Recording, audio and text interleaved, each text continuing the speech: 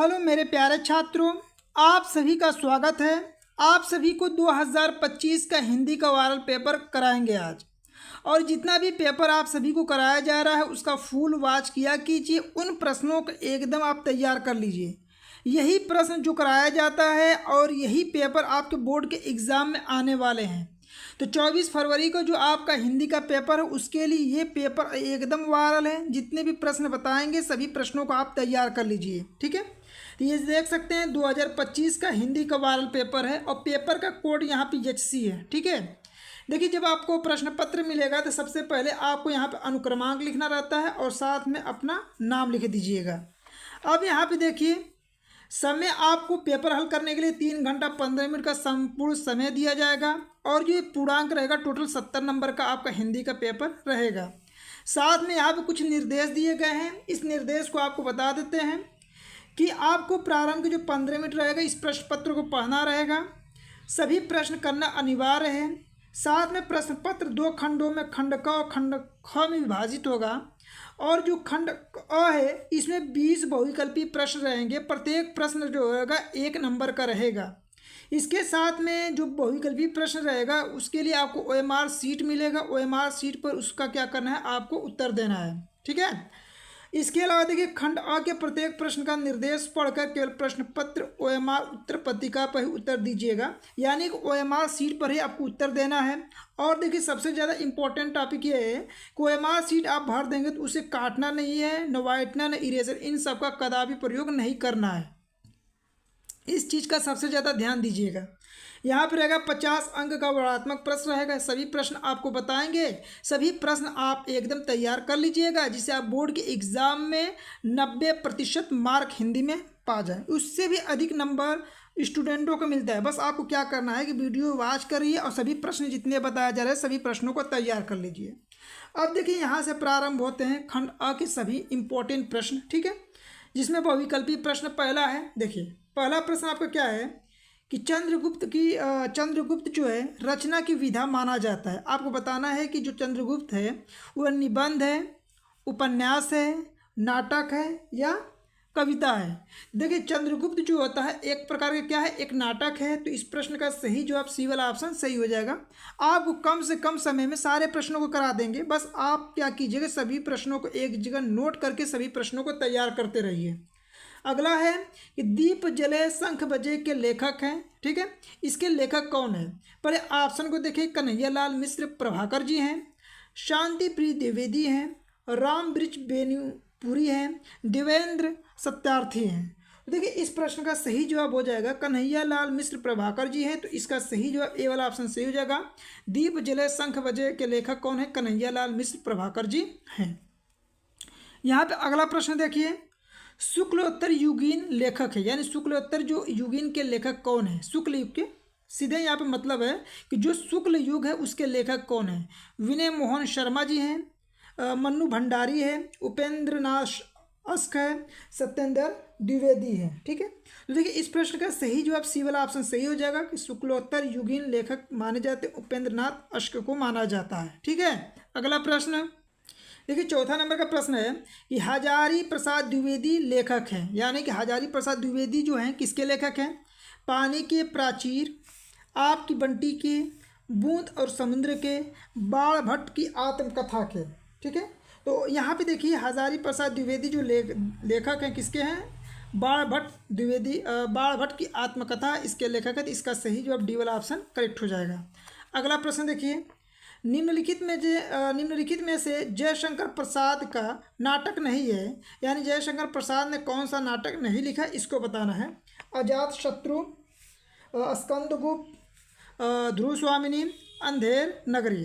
देखिए, जयशंकर प्रसाद जी के द्वारा अजातशत्रु भी लिखा गया है, स्कंदगुप्त भी लिखा गया है, ध्रुव स्वामिनी भी लिखा गया है, लेकिन अंधेर नगरी जो है ये जयशंकर प्रसाद जी के द्वारा नहीं लिखा गया है। तो इस प्रश्न का सही जवाब डी वाला ऑप्शन आपका क्या हो जाएगा? सही हो जाएगा।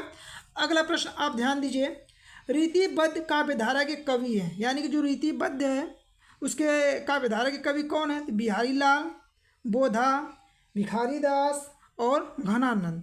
तो यहाँ पे सही जवाब इसका हो जाएगा सी वाला ऑप्शन सही हो जाएगा। रीतिबद्ध काव्यधारा के जो कवि है भिखारी दास जी हैं। अगला प्रश्न देखिए, यहाँ पे पद्माकर के रचयिता कौन है? ठीक है, ऑप्शन दिया है सेनापति हैं, केशव, पद्माकर जी हैं, या यहाँ पे भूषण है।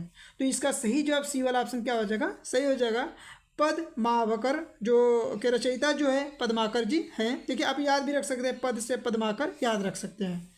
अगला प्रश्न यहाँ ध्यान दीजिए, सूर्यकांत त्रिपाठी निराला के रचयिता है, यानी सूर्यकांत त्रिपाठी जो निराला जी हैं उन्होंने कौन सी रचना की है?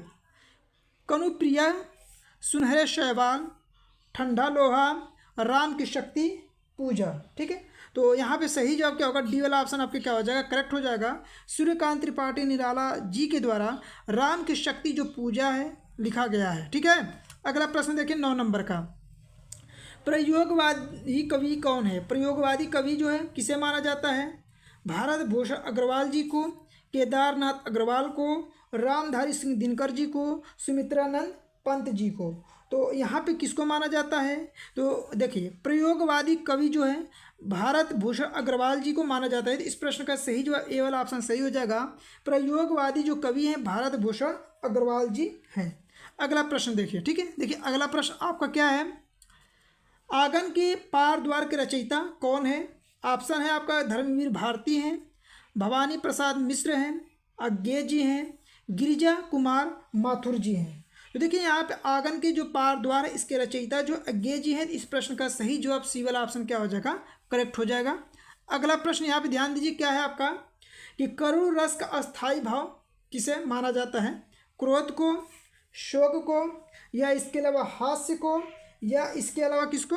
भय को। तो यहाँ पे आप इसका जवाब दे सकते हैं।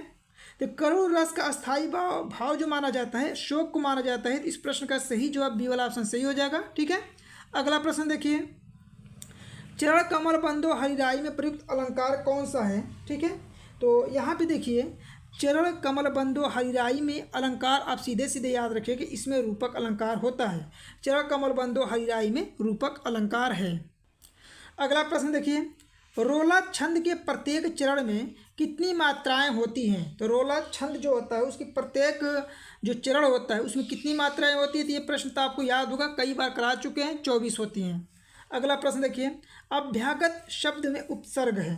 देखिए अनु होगा, देखिए अनु तो है नहीं, इसी तरह ऑप्शन खत्म हो जाएगा। अपी भी नहीं हो सकता, ओ भी नहीं हो सकता, सिर्फ अभ्यागत में क्या होगा? अभि धन आगत, यानी इसमें क्या हो जाएगा आपको? उपसर्ग। डी वाला ऑप्शन क्या हो जाएगा? करेक्ट हो जाएगा। अगला प्रश्न देखिए, नील कमल में समास आपको बताना है कि नील कमल में समास कौन सा है? द्वंद्व समास है, द्विगु है, कर्मधारय या बहुब्रीहि है? तो नील कमल में आप याद रखिएगा कर्मधारय समास आता है। तो इस प्रश्न का सही जवाब सी वाला ऑप्शन क्या हो जाएगा? सही हो जाएगा ना। नील कमल में कौन सा समास है? कर्मधारय है। अगला प्रश्न देखिए यहाँ पे, योगी शब्द का तद्भव शब्द होगा, यानी योगी का तद्भव बताना। तद्भव मतलब होता है अशुद्ध रूप में और तत्सम मतलब होता है शुद्ध रूप में। तो योगी शब्द जो है उसका तद्भव रूप में क्या प्रयोग किया जाता है? तो योगी का क्या होता है? जोगी होता है। इस प्रश्न का सही जवाब क्या होगा? ए वाला ऑप्शन सही हो जाएगा, जोगी। तो योगी की क्या याद रखना है आपको? तो जोगी याद रखिएगा ना। तद्भव रूप में इसके कैसे प्रयोग करते हैं? जोगी के रूप में। अगला प्रश्न 17 नंबर का देखिए, युष्मद शब्द की सप्तमी विभक्ति एक वचन का रूप होगा, यानी कि युष्मद शब्द की सप्तमी विभक्ति में एक वचन का रूप बताना है कि आपका एक वचन का रूप क्या होगा? तो देखिए इस प्रश्न का सही जवाब सी वाला ऑप्शन सही हो जाएगा कि युष्मद शब्द का सप्तमी विभक्ति एक वचन रूप में तो ई होता है। ठीक है, अगला प्रश्न देखिए यहाँ पे, अगला है 18 नंबर का, रचना के आधार पर वाक्य के कितने भेद होते हैं? ठीक है, तो रचना के आधार पर वाक्य के कितने भेद होते हैं? तो रचना के आधार पर वाक्य के 3 भेद होते हैं। ठीक है, आप इस याद रखिएगा। अगला प्रश्न देखिए, भाववाच्य में प्रधानता होती है। देखिए भाववाच्य में प्रधानता भाव की होती है। किसकी प्रधानता होती है? भाव की होती है। तो यहाँ पे देखिए आप ऑप्शन देखेंगे, यहाँ पे कर्ता की, कर्म की, क्रिया की, इनमें से कोई नहीं। सो दोस्तों यहाँ पे ध्यान दीजिएगा, भाववाच्य में प्रधानता जो देखा जाता है किसकी देखा जाता है? क्रिया की देखी जाती है। तो इस प्रश्न का सही जवाब क्या होगा? सी वाला ऑप्शन क्या हो जाएगा? सी ऑप्शन करेक्ट हो जाएगा। ठीक है, तो आप याद रखिएगा कि भाववाच्य में प्रधानता जो होती है क्रिया की प्रधानता होती है। अगला देखिए, अविकारी शब्द आपको बताना है कि इसमें से अविकारी शब्द क्या है? इंद्र है, गाय है, यथासंभव है, आप है। तो अविकारी शब्द में यथासंभव जो होता है अविकारी शब्द होता है। तो इस प्रश्न का सही जवाब सी वाला ऑप्शन क्या हो जाएगा, सही हो जाएगा आपका। देखिए यहाँ से खंड ब प्रारंभ होता है, वर्णात्मक प्रश्न रहेगा। टोटल 6 नंबर का सब प्रश्न रहते हैं। ये आपको जितने भी प्रश्न बता रहे हैं इन प्रश्नों को आप देख के इन प्रश्नों को आप जरूर तैयार कर लीजिएगा, ठीक है। और बहुत इंपॉर्टेंट प्रश्न है। सभी प्रश्न जितने बताए इन्हीं प्रश्नों में से आपके बोर्ड के एग्जाम में प्रश्न देखने के लिए मिलेगा। देखिए क्या है कि निम्नलिखित में से किसी एक गद्यांश पर आधारित सभी प्रश्नों को उत्तर दीजिए। क वाला देखिए, कुसंग का ज्वार सबसे भयानक होता है, यह केवल नीति और सद्वृद्धि का ही नाश नहीं करता बल्कि बुद्धि का भी क्षय करता है। आपको क्या करना है, यहाँ से लेके आपको यहाँ तक पढ़ना रहता है। इससे संबंधित आपसे 3 प्रश्न पूछेगा। पहला संदर्भ कहता है कि जो यहाँ गद्यांश दिया इसका संदर्भ लिखिए। फिर रेखांकित अंश की यहाँ पे व्याख्या करना रहता है और सुदृढ़ बाहु का क्या अर्थ है आप बताना रहता है। देखिए 2 नंबर का ये प्रश्न रहेगा, 2 नंबर का ये रहेगा और 2 नंबर का ये, टोटल 6 नंबर का प्रश्न रहता है। तो सभी प्रश्नों को आपको दिखा देते हैं, सभी प्रश्नों को आप जरूर तैयार कर लीजिए, ठीक है। देखिए आपका अथवा में है, ठीक है। यहाँ पे अथवा ध्यान दीजिएगा। आप ये प्रश्न कर सकते हैं, या अथवा में ये दिया है इसको आप हल कर सकते हैं। ख वाला देखिए प्रश्न क्या है आपका, इसको क्या करना है, आपको ध्यान से पढ़ना है। देखिए हिंदी में प्रगतिशील, आपको क्या करना है, यहाँ से लेके यहाँ तक ध्यान से पढ़ना है। पढ़ने के बाद इससे संबंधित आपको संदर्भ, वही काम करना है, संदर्भ लिखना है, रेखांकित अंश की व्याख्या करना है, प्रगतिशीलता से क्या तात्पर्य है। टोटल ये 6 नंबर का रहता है। 2 प्रश्न जो आप बताए हैं वो 2 प्रश्नों को आप ध्यान से देख के इन दोनों प्रश्नों को साथ में तैयार कर लीजिए। इसी तरह हिंदी के जितने भी प्रश्न वायरल हैं इन सभी प्रश्नों को आपको दिखा देते हैं और बता देते हैं। इन सभी प्रश्नों को आप जरूर तैयार कर लीजिएगा। देखिए आपसे अगला नंबर का जो प्रश्न पूछता है ये भी 6 नंबर का रहता है, ठीक है। देखिए क्या होता है कि निम्नलिखित में से किसी एक पद्यांश पर आधारित सभी प्रश्नों को उत्तर देना रहता है। टोटल देखिए पहले इसमें भी 2 प्रश्न आपसे पूछेगा। आपके सामने पहला प्रश्न है कि गूरज बिराजे भाल लहलही बनमाल। आपको क्या यहाँ से लेके और यहाँ जहाँ तक प्रश्न दिया ध्यान से पढ़ना है। इससे भी संबंधित आपसे प्रश्न पूछा जाता है, संदर्भ पूछा जाएगा। गोरज के बीच कृष्ण के सुंदर रूप का सजीव चित्र कवि ने किस प्रकार से किया है। पद्यांश को रेखांकित अंश की व्याख्या करना रहता है। ये 3 प्रश्न रहेगा, 6 नंबर का प्रश्न रहता है। या इसके अलावा अथवा में देता है, ये प्रश्न आपको नहीं आता है तो इसके अलावा अथवा में दिया है। देखिए ख है कि फूल झरता है, यहाँ से लेके आपको यहाँ तक आपको क्या करना है, ध्यान से पढ़ना है। पढ़ने के बाद इससे भी संबंधित आपसे प्रश्न पूछता है कि किस प्रकार से प्रश्न पूछा गया है कि उपर्युक्त कविता के कवि यानी कवि का नाम लिखना है, साथ में पाठ का नाम लिखना है कि किस पाठ से लिया गया है। फिर रेखांकित जो पद्यांश है उसका अंश स्पष्ट कीजिए, यानी कि अर्थ आपको स्पष्ट करना है। कवि पद्यांश में किसकी विशेषता बता रहा है, इसकी आपको शब्दों में उत्तर देना रहता है, ठीक है। देखिए आपसे संस्कृत से संबंधित किस प्रकार से प्रश्न पूछा जाता है। नीचे दिए गए संस्कृत गद्यांशों में से किसी एक का संदर्भ सहित हिंदी में अनुवाद करना रहता है। ये टोटल 5 नंबर का प्रश्न रहता है। देखिए वाराणसी वाला चैप्टर तो आपके लिए सबसे ज़्यादा इंपॉर्टेंट है। वाराणसी वाला चैप्टर तो आप पढ़ ही लीजिएगा बढ़िया से। आपके पेपर में वाराणसी से संबंधित एक गद्यांश जरूर देता है, ठीक है। तो संस्कृत में देगा तो इसका हिंदी में आपको अनुवाद करना रहता है, साथ में आपको क्या करना रहता है, संदर्भ लिखना रहता है। देखिए यहाँ पे वाराणस्य प्राचीन काल देव गेहे गेहे विद्यालय दिव्यम ज्योति ज्योतिदे, यानी यहाँ से लेके यहाँ तक पढ़ना है। इसी को हिंदी में आपको अनुवाद करना है, साथ में क्या करना है, संदर्भ लिखना है। टोटल इसमें 5 नंबर का प्रश्न मिलता है। यदि ये प्रश्न नहीं आ रहा तो अथवा में आपको 2 प्रश्न देता है। देखिए आपका अगला प्रश्न देता है कि एतस्मिन्नेव काले तस्य ग्रामीणस्य ग्राम आगतः, यानी यहाँ से लेके यहाँ तक आपको पढ़ना है, साथ में वही संदर्भ लिखना है और हिंदी में इस पूरे जो यहाँ पे गद्यांश दिया है इसका हिंदी में अनुवाद करना है। अब इसी प्रकार से आपसे पद्यांश से गद्यांश पूछ लिया। अब आपको क्या करेगा, श्लोक देगा और एक ही श्लोक का देखिए संदर्भ भी लिखना है और हिंदी में अनुवाद भी करना रहता है। ये टोटल 5 नंबर का प्रश्न रहता है। आपके सामने क है ख है, यानी दोनों प्रश्नों में से किसी एक का ही उत्तर देना रहता है। तो आप इस प्रश्न को देख के इन प्रश्नों को तैयार जरूर कर लीजिए। अगला प्रश्न देखिए, अगला है अपने पठित खंड काव्य के आधार पर निम्नलिखित प्रश्नों में से किसी एक प्रश्न का उत्तर दीजिए। टोटल 3 नंबर का। देखिए आपको आपके स्कूल में जो भी खंड काव्य पढ़ाया जाता है वही खंड काव्य का उत्तर देना रहता है। जैसे आपके सामने है खंड मातृभूमि के लिए खंड काव्य के आधार पर चंद्रशेखर आज़ाद के चरित्रीय विशेषताओं पर प्रकाश डालिए। मातृभूमि के लिए खंड काव्य के बलिदान सर्ग का कथानक लिखिए। तो देखिए आपके स्कूल में जो पढ़ाया जाता है ना खंड काव्य, वही खंड काव्य का उत्तर आपको देना रहता है। तो आप यहाँ पे देखिए जितने भी खंड काव्य है इन खंड काव्यों को देख लीजिए, आपके जिला में जो पढ़ाया जाता होगा उसी खंड काव्य को केवल तैयार कर लीजिएगा। देखिए ये है आपका, ये सभी खंड काव्य है, घ है, ञ है, च है, ठीक है। यहाँ पे देखिए ये है, ठीक है। यहाँ पे सभी खंड काव्य को देख सकते हैं।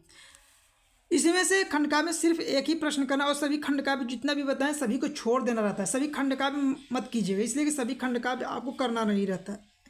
अब यहाँ पे देखिए 26 नंबर का, ये आपके 5 नंबर का प्रश्न रहता है, ठीक है। यहाँ देखिए आपको क्या करना है कि एक लेखक का जीवन परिचय, उनकी प्रमुख रचना लिखना रहता है। जैसे कि पहला है, दूसरा है, तीसरा है, चौथा है, 4 लेखक का नाम दिया है। उन चारों में से जिसका आपको जीवन परिचय लिखना, जीवन परिचय याद होगा, एक ही लेखक का आपको लिखना है और सबको छोड़ देना है, ठीक है। टोटल 5 नंबर का रहेगा। अब इसी प्रकार से आपको एक कवि का जीवन परिचय लिखना रहता है। यहाँ पे देखिए आपको कितने का दिया है कवि, 1 2 3 4, जैसे तुलसीदास, मैत्रेय, षड़गुप्त, सुमित्रानंद पंत, अशोक वाजपेयी। इसमें से जिसका आपको जीवन परिचय याद होगा आप उसका जीवन परिचय लिख सकते हैं। और साथ में एक चीज़ ध्यान दीजिएगा कि उनकी प्रमुख रचना लिखना मत भूलिएगा। रचना लिखना भूलेंगे तो आपको कुछ नंबर कट जाएंगे, ठीक है। इसलिए कि देखिए आपको यहाँ प्रश्न डिवाइड होते हैं, इस डिवाइड का मतलब बता देते हैं। 3 नंबर तो आपको जीवन परिचय पे दिया जाएगा और 2 नंबर जो होगा उनकी जो प्रमुख रचनाएं होती हैं उनकी रचना लिखेंगे। टोटल मिला के 5 नंबर मिलता है, ठीक है। तो इस चीज़ का जरूर ध्यान दीजिएगा आप। देखिए अगला प्रश्न 27 नंबर का कि अपनी पाठ्य पुस्तक में कंठस्थ कोई एक श्लोक लिखिए जो इस प्रश्न पत्र में ना आया हो। टोटल 2 नंबर का ही रहता है, तो आप एक श्लोक तो जरूर ही याद कर लीजिए, ये हर साल बोर्ड के एग्जाम पूछता है।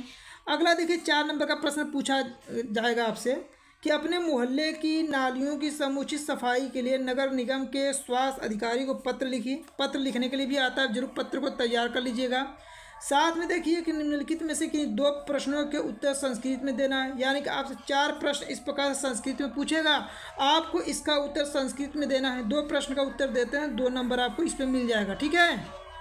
देखिए अगला प्रश्न और लास्ट प्रश्न है, आपसे ये भी प्रश्न पूछता है, लगभग में ये 7 नंबर का प्रश्न रहता है आपका बोर्ड के एग्जाम में, ठीक है।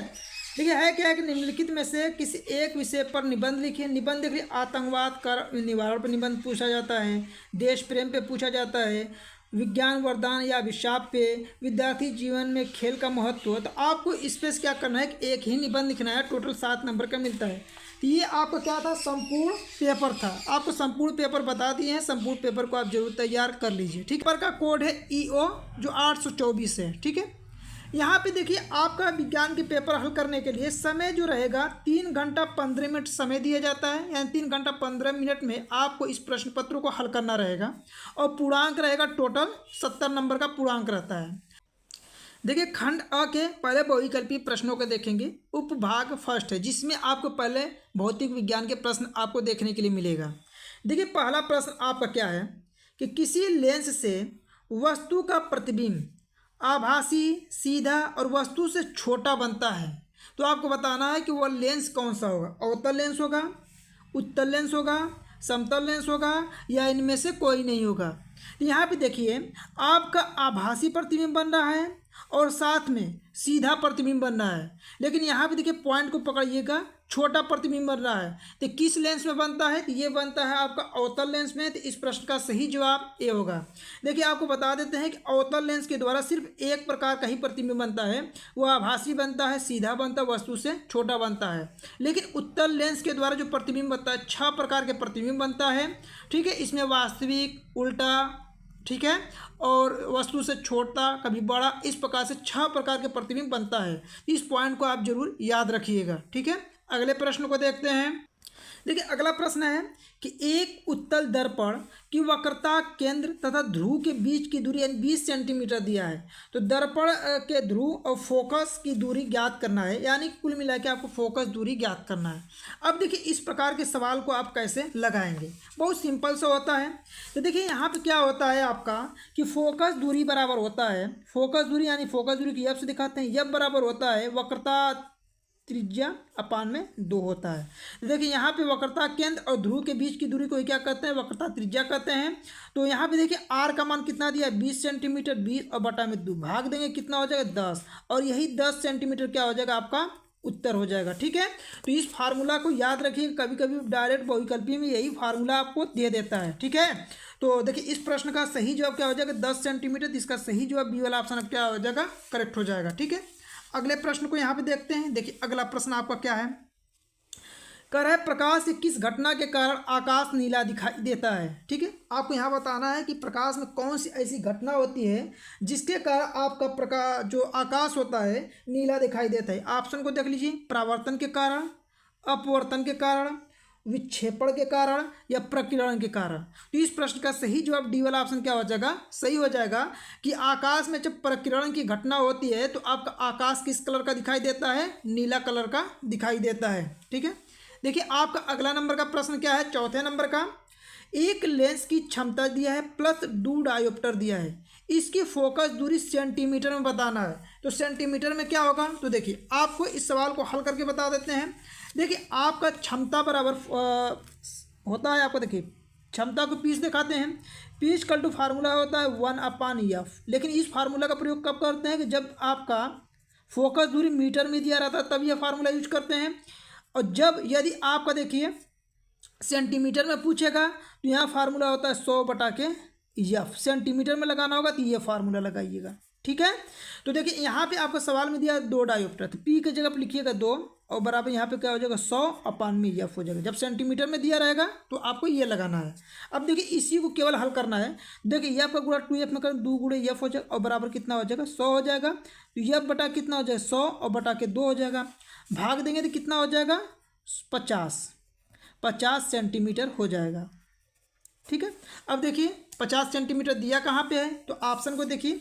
अब देखिए ऑप्शन में देखेंगे तो 50 यहाँ पे भी दिया है, 50 यहाँ पे भी दिया है, तो इसमें बताना है कि आपका कौन सा होगा। तो देखिए आप कैसे लगाएं, देखिए ये प्लस में जब रहेगा ना तो इसका आंसर भी प्लस में ही आएगा, इसलिए इसका सही जवाब क्या होगा, ए वाला ऑप्शन क्या हो जाएगा, करेक्ट हो जाएगा। ठीक है, तो आप देखिए प्लस में डायोप्टर दिया रहेगा क्षमता, तो आपका फोकस दूरी भी प्लस में ही आएगा। तो इस प्रश्न का सही जवाब ए वाला ऑप्शन क्या हो जाएगा, करेक्ट हो जाएगा। देखिए 5वां नंबर का प्रश्न क्या है आपका, फ्यूज तार को निम्नलिखित घरेलू विद्युत वितरण के किस तार के श्रेणी क्रम में जोड़ा जाता है। यानी यहाँ पे आपको बताना है कि फ्यूज तार को किस में जोड़ा जाता है, भू संपर्कन में। याद रखिएगा फ्यूज तार को कभी भी भू संपर्क में नहीं जोड़ा जाता है, तो ये ऑप्शन तो हो नहीं सकता है। उदासीन तार में, तो फ्यूज तार को उदासीन तार में भी नहीं जोड़ा जाता, तो ये भी ऑप्शन नहीं होगा। जीवित तार, जीवित का मतलब होता है फेज में। आप फ्यूज देखिए घर में जब भी यूज करते होंगे तो फ्यूज का प्रयोग कहाँ पे करते हैं, तो फेज में लगाया जाता है। तो इसका सही जवाब क्या हो जाएगा, सी वाला ऑप्शन सही हो जाएगा। इस क्या बोला जाता है, फेज तार को ही जीवित तार बोला जाता है। तो इस प्रश्न का सही जवाब सी वाला हो जाएगा। आप दिमाग में ये याद रखिएगा कभी भी फ्यूज को भू संपर्क में या उदासीन तार में कभी नहीं जोड़ा जाता है। ये तो ऑप्शन इसी तरह आपका हट जाएगा, तो जो ऑप्शन बचेगा वही वाला ऑप्शन करेक्ट हो जाएगा। ठीक है, अब देखिए आपके सामने अगला नंबर का प्रश्न है, 6ठा नंबर का। देखिए क्या है, यदि शक्ति, कार्य और समय के मात्रा क्रमशः x1, x2, x3 से प्रदर्शित किया जाए तो निम्नलिखित में से कौन सा संबंध यहाँ पे हो सकता है। देखिए आपको केवल फार्मूला जब याद रहेगा तो आप आसानी से इसका आंसर दे सकते हैं। देखिए आपका शक्ति, कार्य और समय का फार्मूला क्या होता है, शक्ति बराबर होता है यहाँ पे फार्मूला, शक्ति बराबर कार्य बटा के समय होता है, ये शक्ति का फार्मूला होता है। ठीक है, अब यहाँ पे जो प्रदर्शित किया गया वहाँ पर रख लीजिए। देखिए क्रमशः दिया है तो शक्ति को x1 से दिखाया गया तो x1 रखिए, कार्य को x2 से दिखाया गया तो x2 रखिए अपान में, और समय को x3 से दिखाया गया तो x3 से देखिए। क्यों ऐसे लिया है आप, तो यहाँ पे देखिए आपको क्रमशः दिया है ना, यानी क्रम पहले शक्ति दिखा तो शक्ति का ये होगा, कार्य का ये वाला होगा और समय का ये वाला, इसीलिए यहाँ पे आपको इस प्रकार से लिख के बताया गया है। तो यहाँ पे देखिए आपका तिर्यक गुणा कर इसका यहाँ पे करेंगे तो x1 इंटू x3 बराबर क्या हो जाएगा आपका x2 हो जाएगा। अब यही वाला ऑप्शन आपको क्या करना है, ऑप्शन में खोजना है कि x1 इंटू x3 कहाँ पे दिया है। देखिए x1 x2 दिया है, x2 x3 दिया है, x1 x2 x3 सब दे दिया है। तो यहाँ पे आपका सही जवाब क्या होगा, बी वाला ऑप्शन क्या हो जाएगा, करेक्ट हो जाएगा। इस प्रकार से भी आपके पेपर में प्रश्न आने वाले हैं, तो इस टाइप के सवाल भी आप समझ लीजिए। फार्मूला बस याद रखिएगा, फार्मूला पर रख के आपको तिर्यक गुणा करके आपको बताना रहता है। अगला सवाल देखिए 7वां नंबर का सवाल है आपका, कि एक चालक में 10 एम्पियर की धारा प्रवाहित होती है, इसके संगत 2 सेकंड में प्रवाहित होने वाले आवेश की मात्रा आपको बताना है कि 2 सेकंड में आपकी कितनी आवेश प्रवाहित होगा। देखिए इस सवाल को लगाने के लिए बस आपको फार्मूला याद होना चाहिए। देखिए फार्मूला क्या होता है आपका, तो यहाँ पे देखिए Q इक्वल टू होता है IT, आप पढ़े होंगे, यानी I यहाँ पे धारा है, T क्या है आपका समय है। अब यहाँ पे मान रख लीजिए, I का मान कितना दिया है 10 गुणे सेकेंड कितना दिया है समय मतलब 2, तो कितना हो जाएगा 20, और इसका मात्रक आवेश का क्या होता है कूलाम होता है, तो ये हो जाएगा आपका 20 कूलाम। अब ऑप्शन में देख लीजिए 20 कूलाम दिया कहाँ पे है, तो ऑप्शन में जब देखेंगे तो देखिए आपका सी वाला ऑप्शन क्या हो जाएगा करेक्ट हो जाएगा। ठीक है, तो 7वां का सी वाला ऑप्शन सही होगा। चलिए अगले प्रश्न को देखते हैं। उपभाग 2 देखिए, जिसमें रसायन विज्ञान के आपसे सवाल पूछा गया है। ठीक है, 8वां देखिए प्रश्न क्या है कि प्लास्टर ऑफ पेरिस का सूत्र आपको बताना है। तो ये सूत्र आपको याद होना चाहिए कि प्लास्टर ऑफ पेरिस का सूत्र क्या होता है। तो इसका सही जवाब क्या हो जाएगा, ए वाला ऑप्शन सही हो जाएगा। CaSO4.12H2O पढ़ा जाता है, कैल्शियम सल्फेट हाइमी हाइड्रेट पढ़ा जाता है। तो पेरिस आप प्लास्टर ऑफ पेरिस का फार्मूला ये होता है, आप जरूर याद रखिएगा। ठीक है, इसके साथ में जिप्सम याद रखिएगा, ये जिप्सम का फार्मूला होता है CaSO4.2H2O, ये जिप्सम को होता है, ये जरूर याद रखिएगा जिप्सम। ठीक है, देखिए एक चीज़ और बता देते हैं यहाँ पे, कभी कभी आपसे पेपर में पूछता है कि प्लास्टर ऑफ पेरिस में आपके जल के कितने अणु हैं, तो कितना है 1/2 मतलब आधा है। जबकि जिप्सम में पूछेगा कि जिप्सम में जल के कितने अणु हैं, तो कितना है 2 अणु हैं। तो इस प्रकार से भी प्रश्न आपसे पेपर में पूछा जाता है, तो इस प्रकार के प्रश्न को भी आप साथ में तैयार कर लीजिए। देखिए अगला प्रश्न आपका क्या है 9 नंबर का, कह रहा है कि pH मान 8.5 वाला विलियन है। आपको बताना है कि जब 8.5 pH मान है तो उस समय क्या होगा, क्षारीय होगा, अम्लीय होगा या उदासीन होगा। तो देखिए आपका 7 से अधिक जब रहता है तो क्या हो जाता है, आपका क्षारीय माध्यम हो जाता है। इसका सही जवाब ए वाला ऑप्शन सही हो जाएगा। यदि 7 से कम रहता तो क्या बताते, अम्लीय बताते।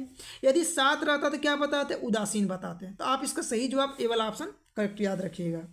अब 10 नंबर का सवाल देखिए, आपका IUPAC से संबंधित पूछा गया है कि इसका क्या हो जाएगा। देखिए यहाँ पे ध्यान दीजिएगा, देखिए CH3CH बॉन्ड CHO दिया है कि IUPAC नाम बताना है। देखिए यहाँ पे एक श्रृंखला के रूप में CH3 निकला है। तो देखिए ये आप गिनिएगा, देखिए सीरीज में गिनिए, देखिए 1 कार्बन 2 कार्बन 3 कार्बन। देखिए आपको क्या करना है कि जिधर से आपका क्रियात्मक समूह दिया रहता है उस साइड से गिनना रहता है, तो आपको इधर से कभी नहीं गिनना है। ठीक है, इधर से कभी आपको गिनना नहीं रहता है, जिधर क्रियात्मक समूह दिया रहता है उस साइड से गिनना। देखिए 1 2 3। देखिए ये जो श्रृंखला है कितने नंबर पे है, दूसरे नंबर पे, इसका मतलब 2 आएगा। देखिए यहाँ 2 दिया है, नहीं दिया है, इसका मतलब ये ऑप्शन नहीं हो सकता, ये ऑप्शन नहीं हो सकता है।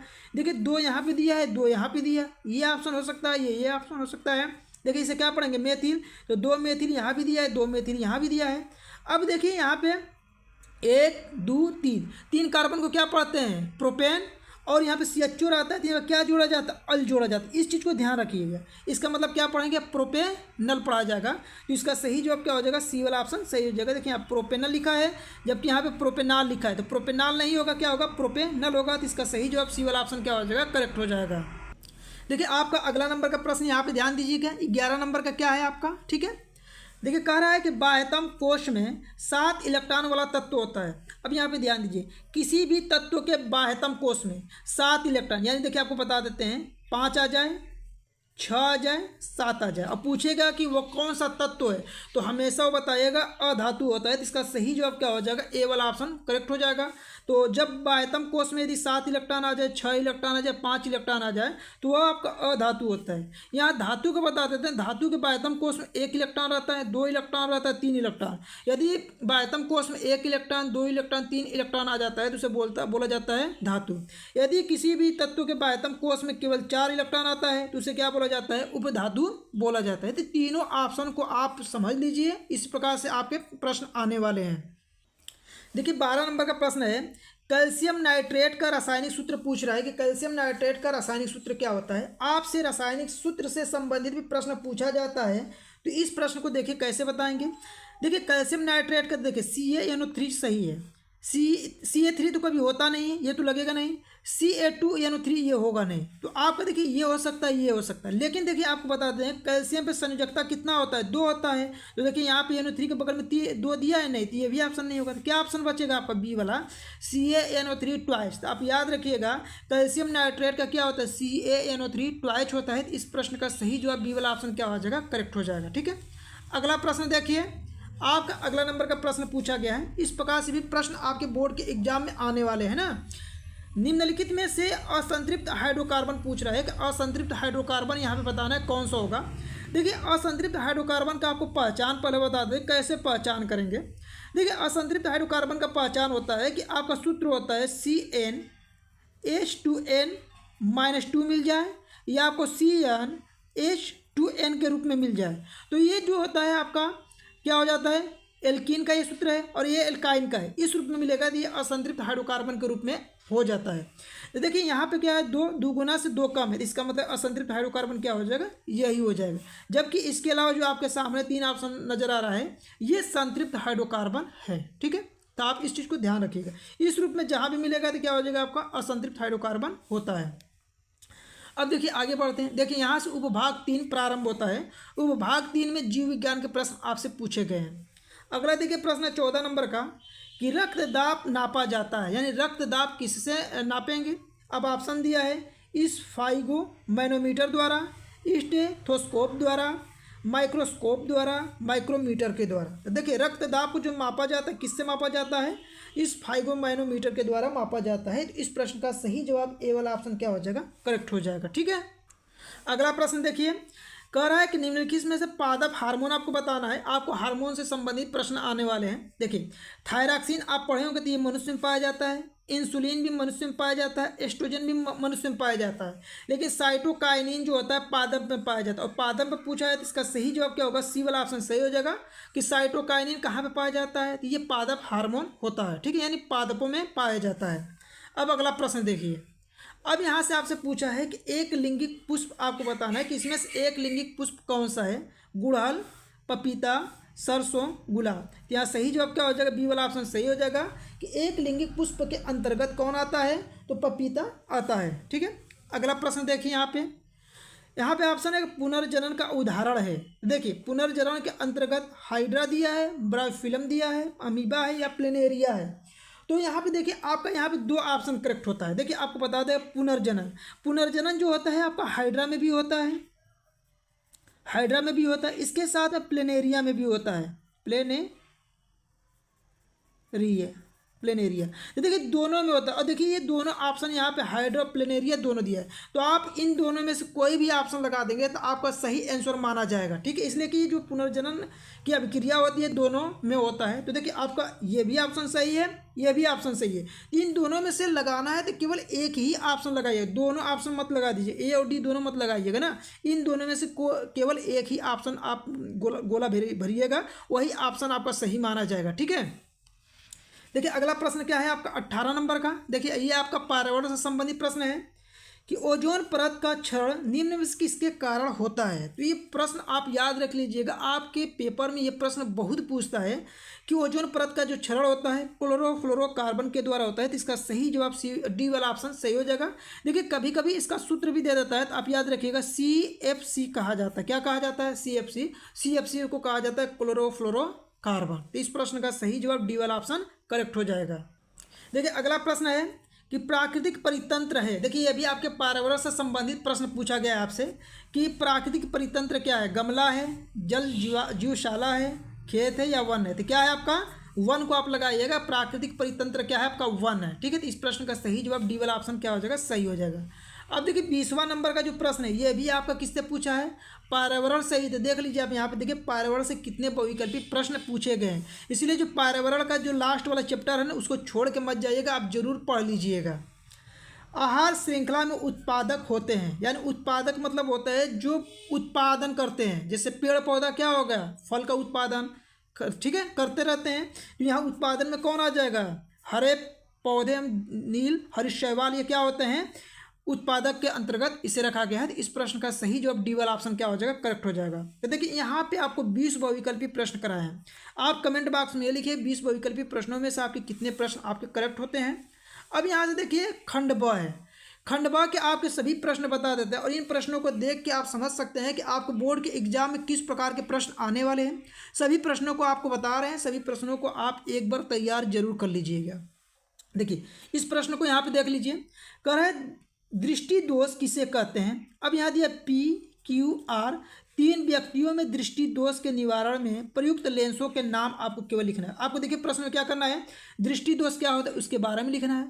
अब यहाँ से बताना है कि इसमें कौन सा दोष पाया जाता है और कौन से लेंस इसमें प्रयोग किया जाएगा। देखिए P केवल निकट की वस्तु को स्पष्ट देख पाता है परंतु दूर की वस्तुओं को वो नहीं देख पाता है। तो पहले नंबर तो आपको यही बताना है कि ये कौन सा दोष होगा। तो देखिए निकट की वस्तु को स्पष्ट देख पाता है, इसका मतलब इसमें कौन सा दोष होगा, निकट दृष्टि दोष।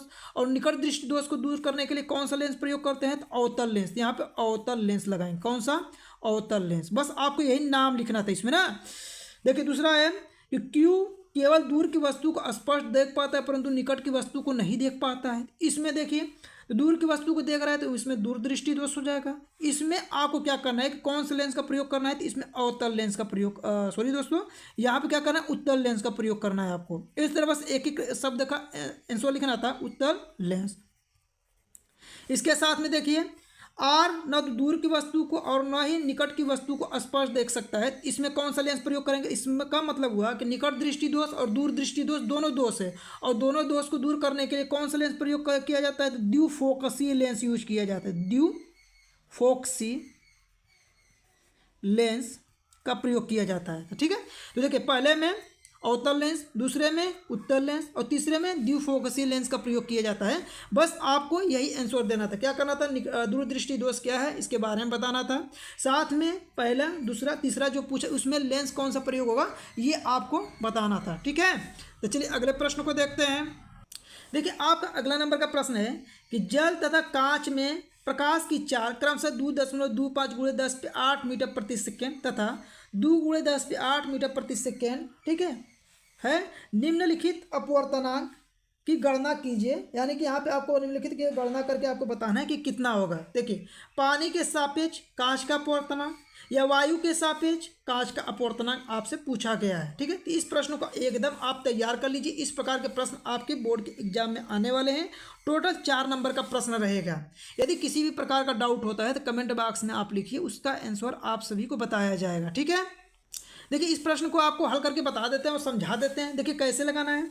पहला प्रश्न आपको लगाना है, कैसे लगाएंगे, कह रहा पानी के सापेक्ष कांच का अपवर्तनांक। पानी मतलब देखिए W से दिखाया जाता है, WNG।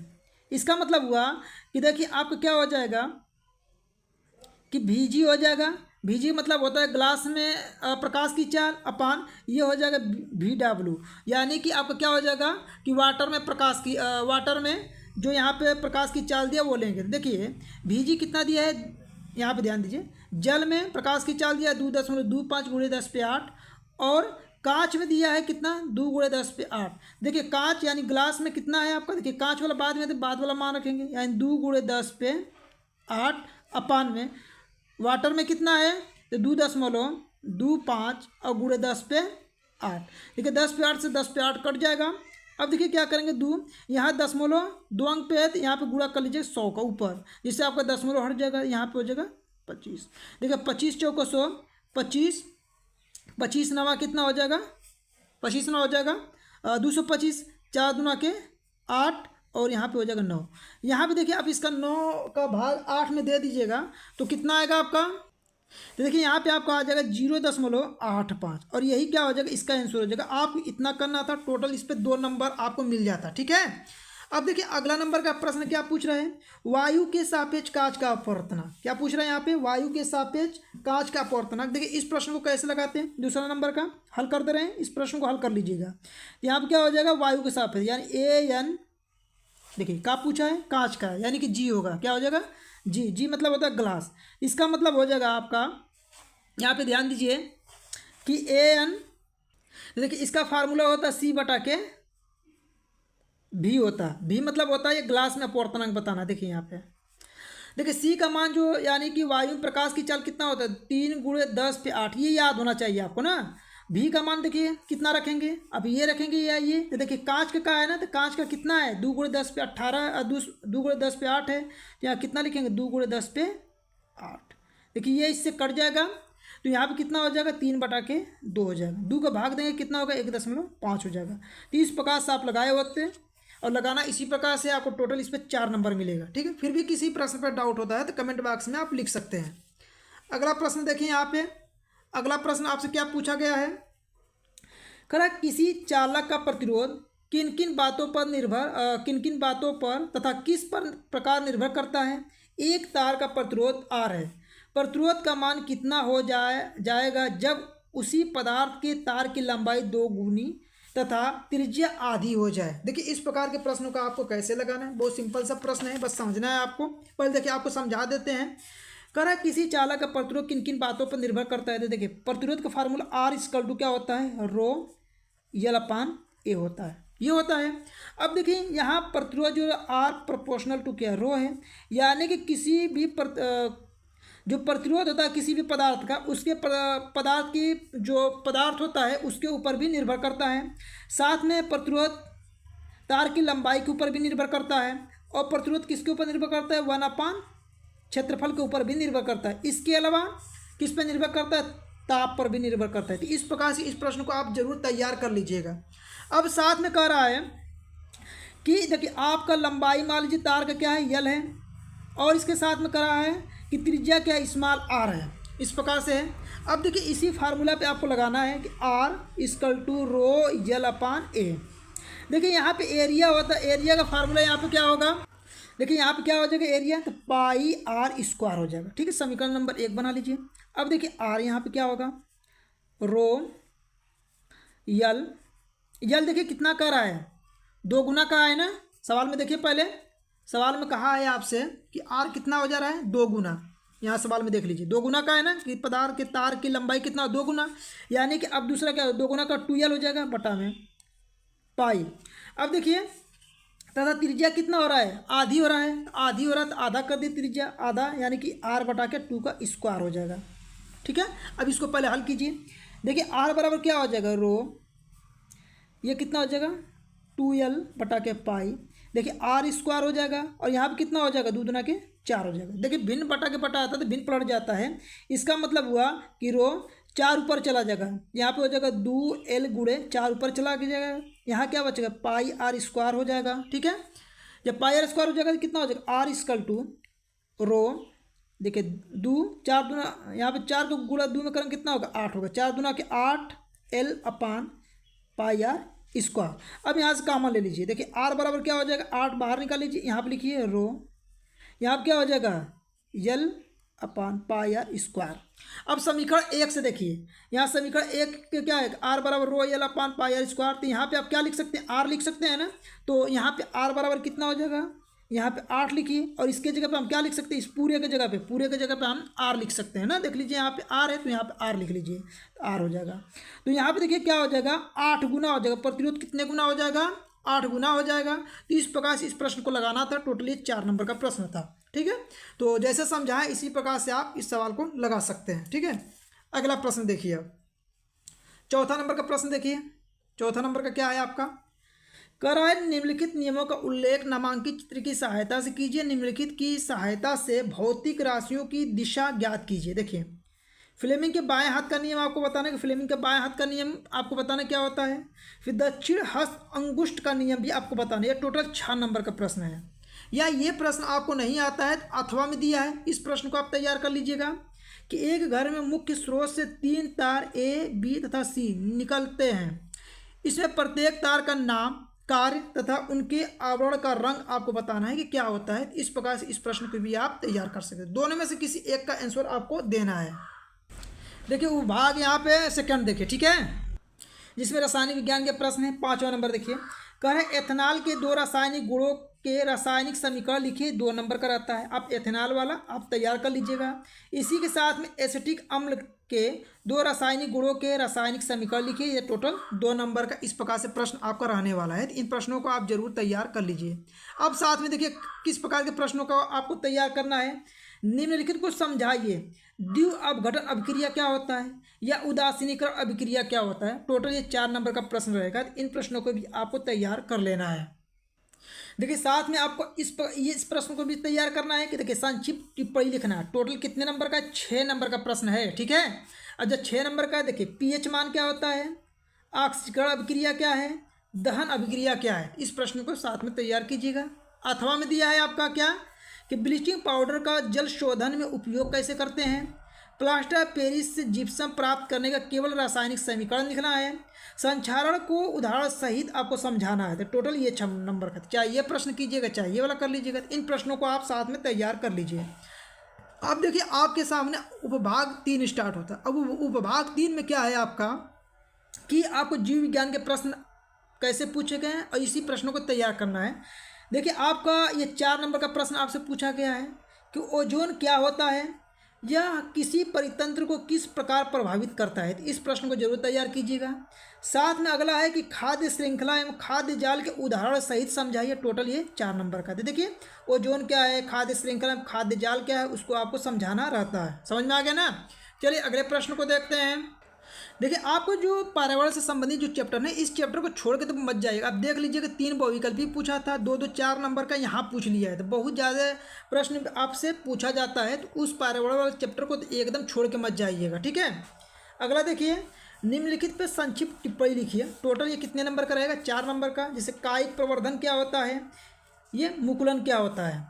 और देखिए आगे प्रश्न, इन प्रश्नों को साथ में तैयार कर लीजिए कि मानव मस्तिष्क की रचना तथा क्रियाविधि का संक्षिप्त वर्णन कीजिए। टोटल 6 नंबर का। इसके साथ में दिया है कि परितंत्र में ऊर्जा का प्रवाह का सचित्र वर्णन कीजिए। यह भी आपसे देखिए आप यहाँ पे देखिए आपका पर्यावरण से कितने प्रश्न पूछे गए हैं, इसमें देख सकते हैं आप, ठीक है। तो आपको इसी प्रकार से पर्यावरण चैप्टर को तो एकदम छोड़ के नहीं जाना है। पर्यावरण चैप्टर को अच्छे से पढ़ लीजिएगा। आपके बोर्ड के एग्जाम में इससे प्रश्न जरूर देखने के लिए मिलता है, ठीक है। ये इस पेपर का संपूर्ण हल जरूर आप कीजिएगा, ठीक है। और पेपर में इस पेपर से मैक्सिमम सवाल आपके बोर्ड के एग्जाम में आने वाले हैं, तो 1 सेकेंड के लिए भी स्किप मत कीजिएगा। अब देखिए यहाँ पे खंड अ है, जिसमें बहुविकल्पिक प्रश्न आपको पहले बताएंगे। फिर इसके बाद में मानचित्र वाला सवाल है, आपको मानचित्र पूरा डिटेल में भर के बताएंगे। और बोर्ड के एग्जाम में आप मानचित्र कैसे भरेंगे, इन बातों को आपको सिखाते चलेंगे, ठीक है। तो चलिए यहाँ से आपके प्रारंभ होते हैं प्रश्न। जैसे देखिए यहाँ पे क्या है, पहला प्रश्न आपके सामने है, इटली का एकीकरण किसके नेतृत्व में किया गया। यानी आपको बताना है कि इटली का एकीकरण किसके नेतृत्व में किया गया था। तो ये आपके सामने 4 ऑप्शन है, Giuseppe Garibaldi, Otto von Bismarck, Napoleon, William प्रथम। ये देखिए आपका 1 नंबर का प्रश्न है, ठीक है। इसी तरह सभी प्रश्न के अंक उसके सम्मुख निर्धारित किए गए हैं कि कौन सा अंक कितने नंबर का होने वाला है। तो इटली का एकीकरण किसके नेतृत्व में किया गया था? तो ये जूसेppe गैरिबाल्डी के नेतृत्व में किया गया था। तो इस प्रश्न का सही जवाब ए वाला ऑप्शन आप याद रखिए। वेरी वेरी इंपॉर्टेंट प्रश्न है, आपके बोर्ड के एग्जाम में बहुत बार पूछा जा चुका है, ठीक है। इस प्रश्न को आप जरूर याद रखिएगा। अगला प्रश्न ध्यान दीजिए, ये भी बहुत ज़्यादा बार प्रश्न पूछा गया है आपसे बोर्ड के एग्जाम में। रोलेट एक्ट कब पारित हुआ था? 1918, 1919, 1920 या 1921। तो ये पारित जब हुआ था, कब हुआ था? तो 1919 ईस्वी में इसे पारित किया गया था। तो रोलेट एक्ट जो था कब पारित किया गया था? तो 1919 ईस्वी में पारित किया गया था। अगला प्रश्न जो तीसरे नंबर का है, अंतर्राष्ट्रीय मानव अधिकार दिवस कब मनाया जाता है, ठीक है। तो देखिए यहाँ पे ध्यान दीजिए, अंतर्राष्ट्रीय मानव अधिकार दिवस आप याद रखिएगा 10 दिसंबर, 5 सितंबर, 14 नवंबर या 15 अगस्त। 30 प्रश्न का सही जवाब ए वाला ऑप्शन आपका क्या हो जाएगा? सही हो जाएगा। अंतर्राष्ट्रीय मानव अधिकार दिवस जो है 10 दिसंबर को मनाया जाता है, ठीक है। अगला प्रश्न देखिए, गुलामगिरी के लेखक कौन थे? यानी गुलामगिरी जो है किसके द्वारा लिखा गया, आपको ये बताना है। डॉक्टर भीमराव रामजी अंबेडकर जी, ज्योतिबा फुले, कैलाश बासिनी देवी, राधा स्वामी नायकर। देखिए गुलामगिरी आप सभी को याद होगा, गुलामगिरी जो लिखा गया था ज्योतिबा फुले के द्वारा लिखा गया था। तो इसका प्रश्न का सही जवाब बी वाला ऑप्शन क्या हो जाएगा? करेक्ट हो जाएगा। 5वां नंबर का प्रश्न देखिए, सामुदायिक सरकार से क्या तात्पर्य है? तो यहाँ पे देखिए सामुदायिक सरकार है ना, इससे आपका क्या तात्पर्य है? ऑप्शन है जब पूरा समाज मिलकर शासन का संचालन करता है तो उसे सामुदायिक सरकार कहते हैं। जब सत्ता का बंटवारा विभिन्न सामाजिक समूहों में होता है, बहुल कार्यपालिका वाली सरकार को या मंत्रियों की सामूहिक जिम्मेदारी वाली सरकार हो। तो किसको कहा जाता है? तो देखिए, सामुदायिक जो सरकार होती है वो कहा जाता है जब सत्ता का बंटवारा विभिन्न सामाजिक समूहों में होता है तो उससे क्या कहा जाता है? सामुदायिक सरकार कहा जाता है। तो पांचवें का सही जवाब क्या हो जाएगा? बी वाला ऑप्शन अब क्या हो जाएगा? सही हो जाएगा। छठा नंबर का प्रश्न देखिए, निम्नलिखित में से कौन सा शासन का अंग नहीं है, यानी शासन का अंग इसमें से कौन सा नहीं, ये आपको बताना है। कार्यपालिका, नगरपालिका, न्यायपालिका या विधायिका। ठीक है, तो देखिए यहाँ से शासन का अंग नहीं है, तो देखिए शासन के अंग में जो आता है आपका कार्यपालिका आ जाता है, न्यायपालिका आता है, विधायिका आता है, जबकि नगरपालिका जो होता है शासन का अंग के अंतर्गत नहीं होता है। तो इस प्रश्न का सही जवाब बी वाला ऑप्शन क्या हो जाएगा? आपका करेक्ट हो जाएगा। अगला प्रश्न ध्यान दीजिए कि भारत में पंचायती राज की स्थापना हुई थी, यानी कि पंचायती राज की स्थापना कब हुआ था? इस प्रश्न को आप याद जरूर रखिएगा, कब हुआ था? तो 1992 ईस्वी में हुआ था। तो इस प्रश्न का सही जवाब कौन सा हो जाएगा? सी वाला ऑप्शन करेक्ट हो जाएगा। अगला प्रश्न यहाँ पे ध्यान दीजिए, 8वां नंबर का, भारतीय कम्युनिस्ट पार्टी की विचारधारा क्या है? मार्क्सवाद, लेनिनवाद में विश्वास रखना था, धर्मनिरपेक्षता और लोकतंत्र का समर्थक था, साम्राज्यवाद और सांप्रदायिकता के विरोधी था, या इनमें से सभी। ठीक है, तो देखिए इसका भारतीय कम्युनिस्ट पार्टी की विचारधारा जो था ये तीनों ऑप्शन क्या था? सही था। तो इसका सही जवाब क्या हो जाएगा? डी वाला ऑप्शन सही हो जाएगा। तो इस प्रश्न को याद रखिएगा। अगला प्रश्न ध्यान दीजिए, देखिए 9 नंबर का क्या है कि लोकतंत्र का प्रमुख गुण निम्न में से कौन सा है? ठीक है, देखिए लोकतंत्र में देशभक्ति की भावना भी होना चाहिए, राष्ट्रीय चरित्र का निर्माण भी होना चाहिए, प्रगतिशील सरकार होना चाहिए। तो इस प्रश्न का क्या हो जाएगा? डी वाला ऑप्शन क्या हो जाएगा? करेक्ट हो जाएगा। अगला प्रश्न, भारतीय संघ में अवशिष्ट शक्तियाँ किसको प्राप्त है?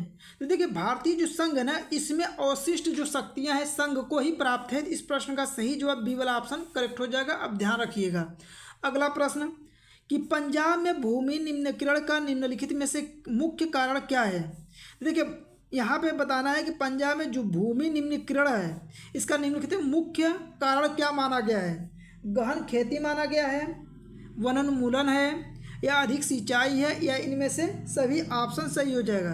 तो इस प्रश्न का सही जवाब क्या होगा? सी वाला ऑप्शन सही होगा कि पंजाब में भूमि निम्नीकरण का निम्नलिखित मुख्य कारण जो माना जाता है अधिक सिंचाई को माना जाता है। ठीक है, अगला प्रश्न यहाँ ध्यान दीजिए, देखिए क्या है आपका, निम्नलिखित में से कौन सा संरक्षण तरीका समुदायों की सीधी भागीदारी नहीं करता है? ठीक है, संयुक्त वन प्रबंधन, बीज बचाओ आंदोलन, चिपको आंदोलन, या वन्य जीव पशु विहार का परिसीमन। तो यहाँ पे क्या होगा? तो देखिए यहाँ पे दिया है पहले संरक्षण तरीका समुदायों को सीधी भागीदारी पे नहीं करता है, यहाँ पे नहीं शब्द पूछा है ना, तो यहाँ पे इसका सही जवाब डी वाला ऑप्शन क्या होगा? करेक्ट हो जाएगा कि वन्य जीव पशु विहार या पशु विहार का परिसीमन है। तो यहाँ पे इस प्रश्न का सही जवाब डी वाला ऑप्शन सही है। अगला प्रश्न ध्यान दीजिए, निम्नलिखित में से एक फलीदार फसल बताना है कि इसमें फल देने वाला फसल कौन है? फलीदार है। ठीक है, दालें, ज्वार, मोटे अनाज या चावल। देखिए जो फलीदार फसल होता है जैसे चना हो गया, ये फलीदार फसल होता है ना, तो फलीदार फसल के अंतर्गत क्या आएगा? दाल आएगा। क्या आएगा? दाल। इस प्रश्न का सही जवाब ए वाला ऑप्शन करेक्ट हो जाएगा। अगला प्रश्न देखिए, निम्न में से कौन सी शब्दावली दो या अधिक देशों के बीच व्यापार को दर्शाता है? ठीक है, देखिए आंतरिक व्यापार या बाहरी व्यापार या अंतर्राष्ट्रीय व्यापार या स्थानीय व्यापार। यहाँ देखिए दो देशों के बीच में या दो से अधिक देशों के बीच में जब व्यापार किया जाता है तो उस व्यापार को कहते हैं अंतर्राष्ट्रीय व्यापार कहते हैं। तो इस प्रश्न का सही जवाब सी वाला ऑप्शन क्या होगा? सही होगा। अगला प्रश्न देखिए, पृथ्वी सम्मेलन का आयोजन कब हुआ था? आपको बताना कि जो पृथ्वी पर जो सम्मेलन हुआ था इसका आयोजन कब हुआ था? 1991 ईस्वी में, 1992, 1993, 1989। तो कब हुआ था ये? 1992 ईस्वी में हुआ था। तो पृथ्वी सम्मेलन कब हुआ था? तो 1992 ईस्वी में हुआ था। इसको भी आप याद रखिएगा। ठीक है, अगला प्रश्न देखिए 16 नंबर का, एक देश का अधिकांशतः प्राकृतिक प्रक्रिया से उत्पादन डैश डैश क्षेत्र की गतिविधियां हैं। तो प्राथमिक क्षेत्र, द्वितीय क्षेत्र, तृतीय या सूचना प्रौद्योगिकी।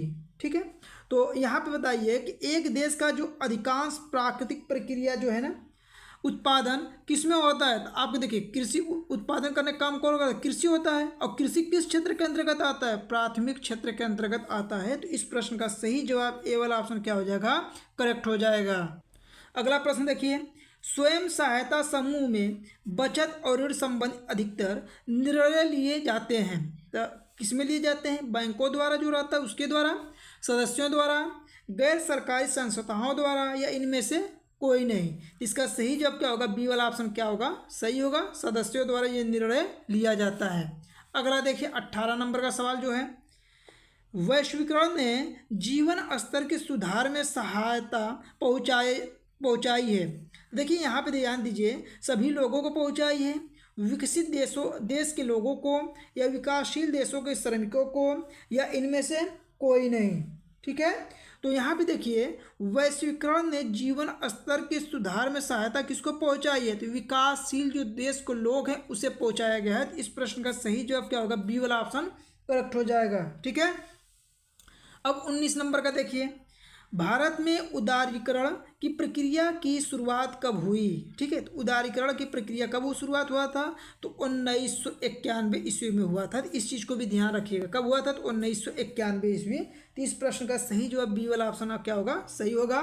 अगला प्रश्न देखिए यहाँ पे 20वां नंबर का, कि उपभोक्ता संरक्षण अधिनियम पारित किया गया, यानी उपभोक्ता संरक्षण अधिनियम कब पारित किया गया था, तो 1985 ईस्वी में, 1984, 1986 या 1987।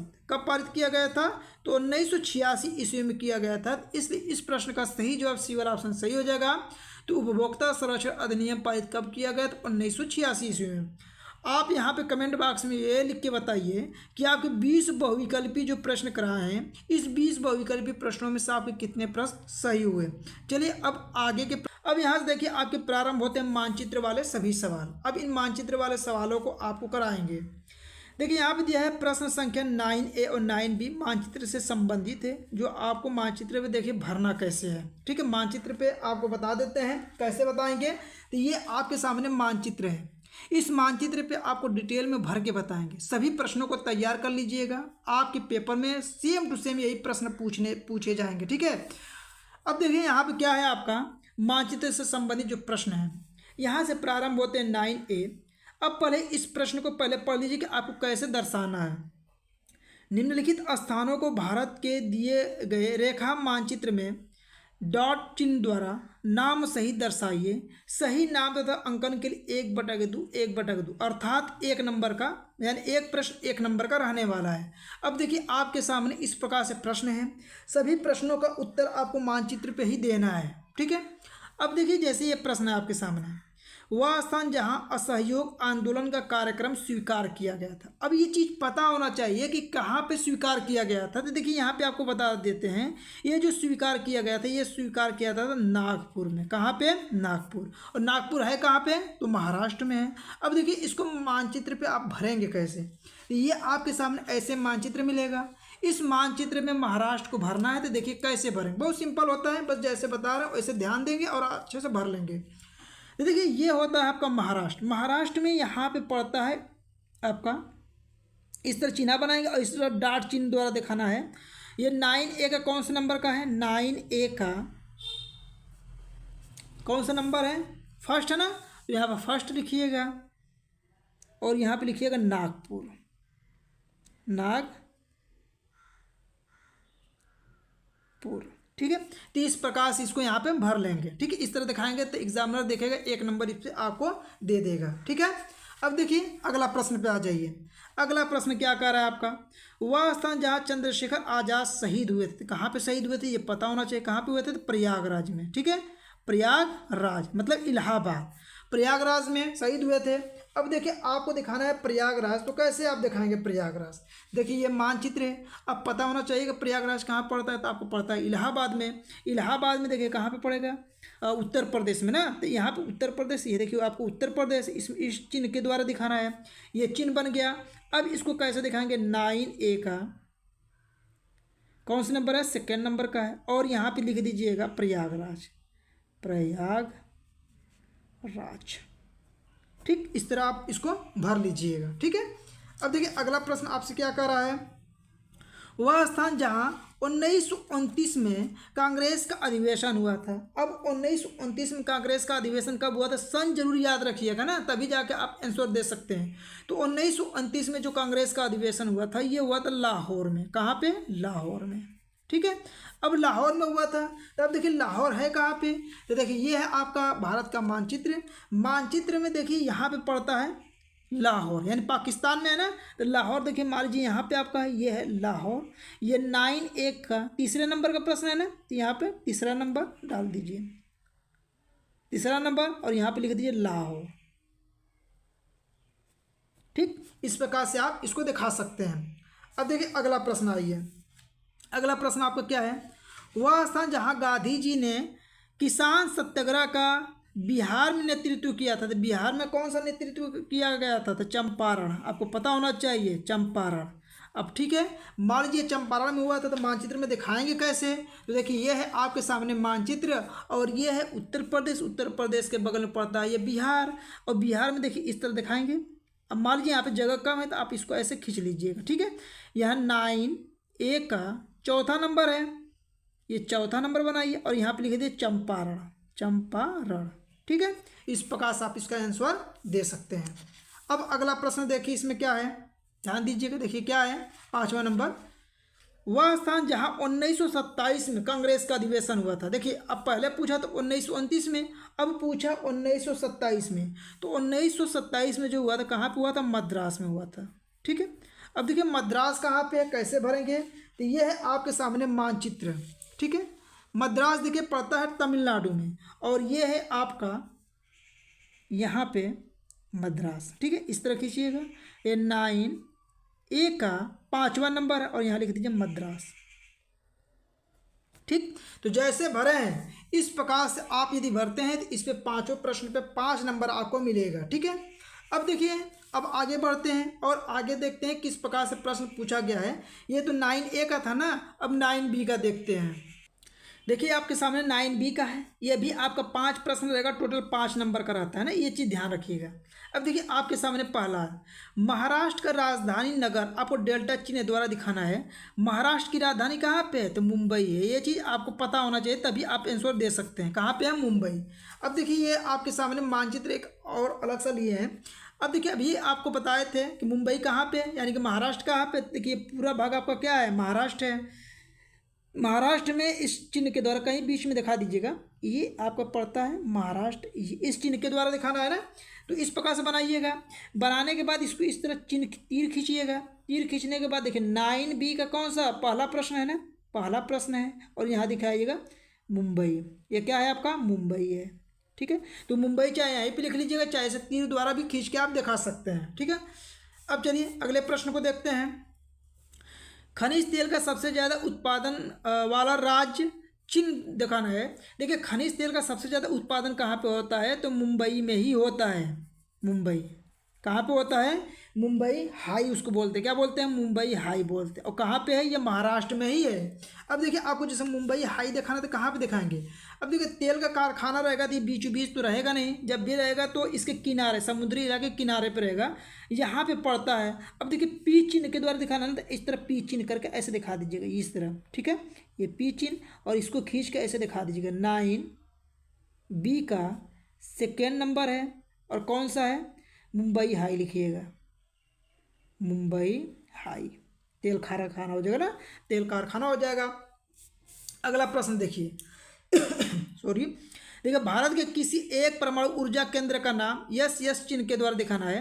देखिए भारत के एक परमाणु ऊर्जा केंद्र का नाम तारापुर, तारापुर याद रखिएगा, बहुत फेमस है ना, तारापुर याद रखिए। अब तारापुर पड़ता कहाँ पे है, तो तारापुर भी पड़ता है महाराष्ट्र में ही। देखिए 3 प्रश्न आपके महाराष्ट्र से ही पूछा गया है, तो महाराष्ट्र में देखिए तारापुर दिखाना है, और किस चिन्ह के द्वारा, यस चिन्ह के द्वारा, तो कहीं भी दिखा दीजिए। चलिए यहाँ पे यस इस तरह दिखा दीजिएगा। ठीक है, इस तरह आप यस को दिखा सकते हैं। इसको लिखना है तो इस तरह आप खींचिएगा, ये लिखिएगा 9B का तीसरा नंबर है ना, तीसरा नंबर, और यहाँ पे लिख दीजिए तारापुर। क्या लिखेंगे, यहाँ पे लिखिएगा तारापुर। ठीक है, देखिए 3 प्रश्न आपके महाराष्ट्र से ही पूछा गया था, एक राजधानी, तेल कारखाना, फिर इसके बाद आपका परमाणु ऊर्जा केंद्र, तो कहाँ पे है? महाराष्ट्र में है। ठीक है, इस तरह दिखा दीजिएगा। अब देखिए अगला, भारत का एक लौह इस्पात संयंत्र चिन्ह द्वारा दिखाना है कि लौह इस्पात दिखाना है ना, तो क्या है आपका? बोकारो। याद रखिए, क्या याद रखना है? बोकारो, बोकारो। ठीक है, यानी कि भारत का एक लौह इस्पात संयंत्र क्या है? बोकारो। और बोकारो पड़ता कहाँ पे? ये पड़ता है झारखंड में। अब देखिए झारखंड दिखाना है तो कैसे दिखाएंगे? ठीक है, देखिए ये है आपके सामने मानचित्र, ये है आपका बिहार, बिहार के नीचे क्या है? आपका झारखंड। और किस चिन्ह के द्वारा दिखाना? उस चिन्ह को दिखाना मत भूलिएगा, क्रॉस चिन्ह के द्वारा दिखाना है। तो इस तरह खींचिएगा और इस तरह क्रॉस चिन्ह बना लीजिएगा। ठीक है, इसको ऐसे खींचिएगा। 9B का कौन से नंबर का? चौथे नंबर का है। और यहाँ पर लिख दीजिएगा क्या? बोकारो, बोकारो। ठीक है, तो झारखंड में क्या पड़ता है आपका? लौह इस्पात केंद्र जो बोकारो है। ठीक है, अब देखिए अगला प्रश्न, एक ताप विद्युत ऊर्जा केंद्र इस चिन्ह के द्वारा दिखाना है। देखिए यहाँ पे ध्यान दीजिएगा, एक ताप विद्युत ऊर्जा केंद्र का नाम याद रखिए जो बता रहे हैं आपको। तो रिहंद ताप विद्युत ऊर्जा केंद्र, विद्युत केंद्र। ठीक है, तो ये याद रखिएगा, रिहंद। ठीक है, जहाँ से बिजली पैदा होता है उसे क्या कहते हैं? विद्युत ऊर्जा केंद्र। तो क्या कौन सा है? तो देखिए इसको मानचित्र पे आप कैसे दिखाएंगे? अब रिहंद उत्तर प्रदेश में पड़ता है, ये चीज़ याद होना चाहिए। तो देखिए ये है आपको उत्तर प्रदेश, आपको इधर पड़ता है रिहंद। अब देखिए किस चिन्ह के द्वारा दिखाना है? तो इस चिन्ह के द्वारा, गोला के द्वारा दिखाना है। तो इस प्रकार से बनाइएगा, बड़ा सा, इसमें इसके अंदर एक छोटा सा गोला। और यहीं पर देखिए जगह है ना, तो यहीं पर लिख सकते हैं 9B कौन से नंबर का है? ये 5वां नंबर का लास्ट है। और यहाँ पर लिखिए विद्युत ऊर्जा केंद्र। ठीक है, रिहंद, खाली रिहंद भी लिख देंगे तो हो जाएगा आपका रिहंद। ठीक है, तो ये था आपका मानचित्र भरने का पूरा तरीका। आपको जितने भी प्रश्न बताए, इन सभी प्रश्नों को केवल तैयार करते रहेंगे ना, आप बोर्ड के एग्जाम में, आपको गारंटी देते हैं कि आप बोर्ड के एग्जाम में 95 नहीं तो 90% से एबव नंबर ला सकते हैं। आपको जितना भी पेपर करा रहे हैं, मात्र इतने पेपरों को अच्छी तरीक़ा से आप हल कर लेते हैं, चाहे मैथ का हो, चाहे विज्ञान हो गया, चाहे सामाजिक विज्ञान, चाहे हिंदी, कोई भी हो, हर सब्जेक्ट का हम जितना भी पेपर आपको करा रहे हैं, उतने पेपर को केवल आप हल कर लीजिए, आपको 90% से ऊपर नंबर आएगा। ठीक है, आपके बोर्ड के एग्जाम में पेपर मिलेगा। यहाँ पे पेपर का कोड 830ER है। ठीक है, ये पेपर का कोड होता है।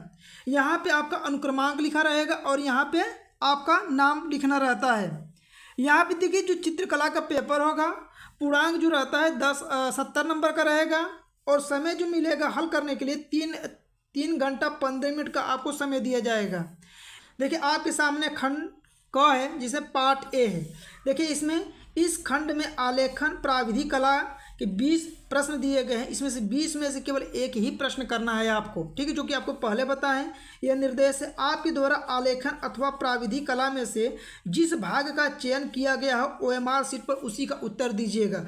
देखिए OMR सीट आपको मिलता है, उस पर आलेखन और प्राविधि कला लिखा रहेगा, जिस पे आप टिक किए रहेंगे वही वाला प्रश्न कीजिएगा और सारे प्रश्नों को छोड़ देना रहेगा। चलिए आपके सामने यहाँ से आलेखन कला के प्रश्न प्रारंभ होते हैं। यहाँ पे आप सभी को आलेखन कला का हो चाहे प्राविधि कला के हो, सारे प्रश्न आपको करा देंगे एकदम। ठीक है, देखिए यहाँ से अब यहाँ पे निर्देश पढ़ लीजिएगा। यहाँ पे देखिए पहला प्रश्न आपका क्या है, ओस्टवाल्ड चक्र में कितने रंग होते हैं? हर साल बोर्ड के एग्जाम में यह प्रश्न पूछा गया है कि ओस्टवाल्ड चक्र में कितने रंग होते हैं, और 2025 के बोर्ड के एग्जाम में जरूर आएगा। तो इस प्रश्न को याद रख लीजिएगा कि ओस्टवाल्ड चक्र में टोटल 8 रंग होते हैं। इस प्रश्न का सही जवाब डी वाला ऑप्शन क्या हो जाएगा? करेक्ट हो जाएगा। देखिए अगला प्रश्न दूसरा नंबर का, यहाँ पे कह रहा है कि कौन सा गर्म रंग है? गर्म रंग आपको बताना है। तो देखिए जब आप आगी जलाते हैं तो उसका कलर किस कलर का दिखाता है? आपको लाल कलर का दिखाता है। तो गर्म रंग कौन सा है? लाल। तो याद रखिएगा, यहाँ पे आपको बता देते हैं जैसे हरा हुआ और नीला हुआ, ये दोनों रंग एक ठंडा रंग के अंतर्गत रखा गया है। आपसे ठंडा रंग भी पूछा जाता है, तो याद रखिएगा हरा रंग और नीला रंग ये आपके ठंडा रंग के अंतर्गत आते हैं। गर्म रंग के अंतर्गत अब याद रखिएगा लाल रंग आता है। तीसरा देखिए, निम्नलिखित में से द्वितीय रंग कौन सा है? देखिए आपको बता देते हैं कि लाल हुआ, पीला हुआ और नीला, ये प्राथमिक रंग होते हैं, जबकि द्वितीय रंग क्या होता है आपका? नारंगी, जैसे नारंगी हो गया, हरा हो गया, ये सब द्वितीय रंग के अंतर्गत आते हैं, जबकि प्राथमिक रंग लाल, पीला और नीला होता है। इससे प्रश्न को याद रखिएगा।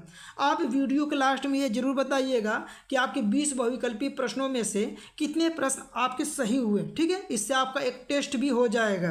देखिए अगला प्रश्न, प्राथमिक रंग कितने होते हैं? तो प्राथमिक रंगों की संख्या 3 होता है, ये अभी बताएं। लाल होता है, पीला होता है, नीला होता है, ये प्राथमिक रंग होते हैं।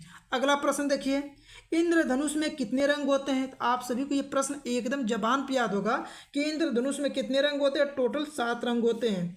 आपसे पूछें कि बताइए कि ओस्ट वाले में कितने रंग होते हैं? तो ओस्ट वाले में टोटल 8 रंग होते हैं, ठीक है। तो इंद्रधनुष में 7 और ओस्ट वाले में 8। तो इस प्रश्न का सही जवाब ए वाला ऑप्शन सही हो जाएगा। अगला देखिए, निम्न में से कौन सा तटस्थ रंग है? देखिए यहाँ पे 2 प्रश्न आपसे पूछता है, बार बार बोर्ड के एग्जाम में पूछा जाता है कि तटस्थ रंगों की संख्या कितना है? तटस्थ रंगों की संख्या 2 है। कौन कौन सा? एक होता है सफ़ेद और एक कौन होता है? काला।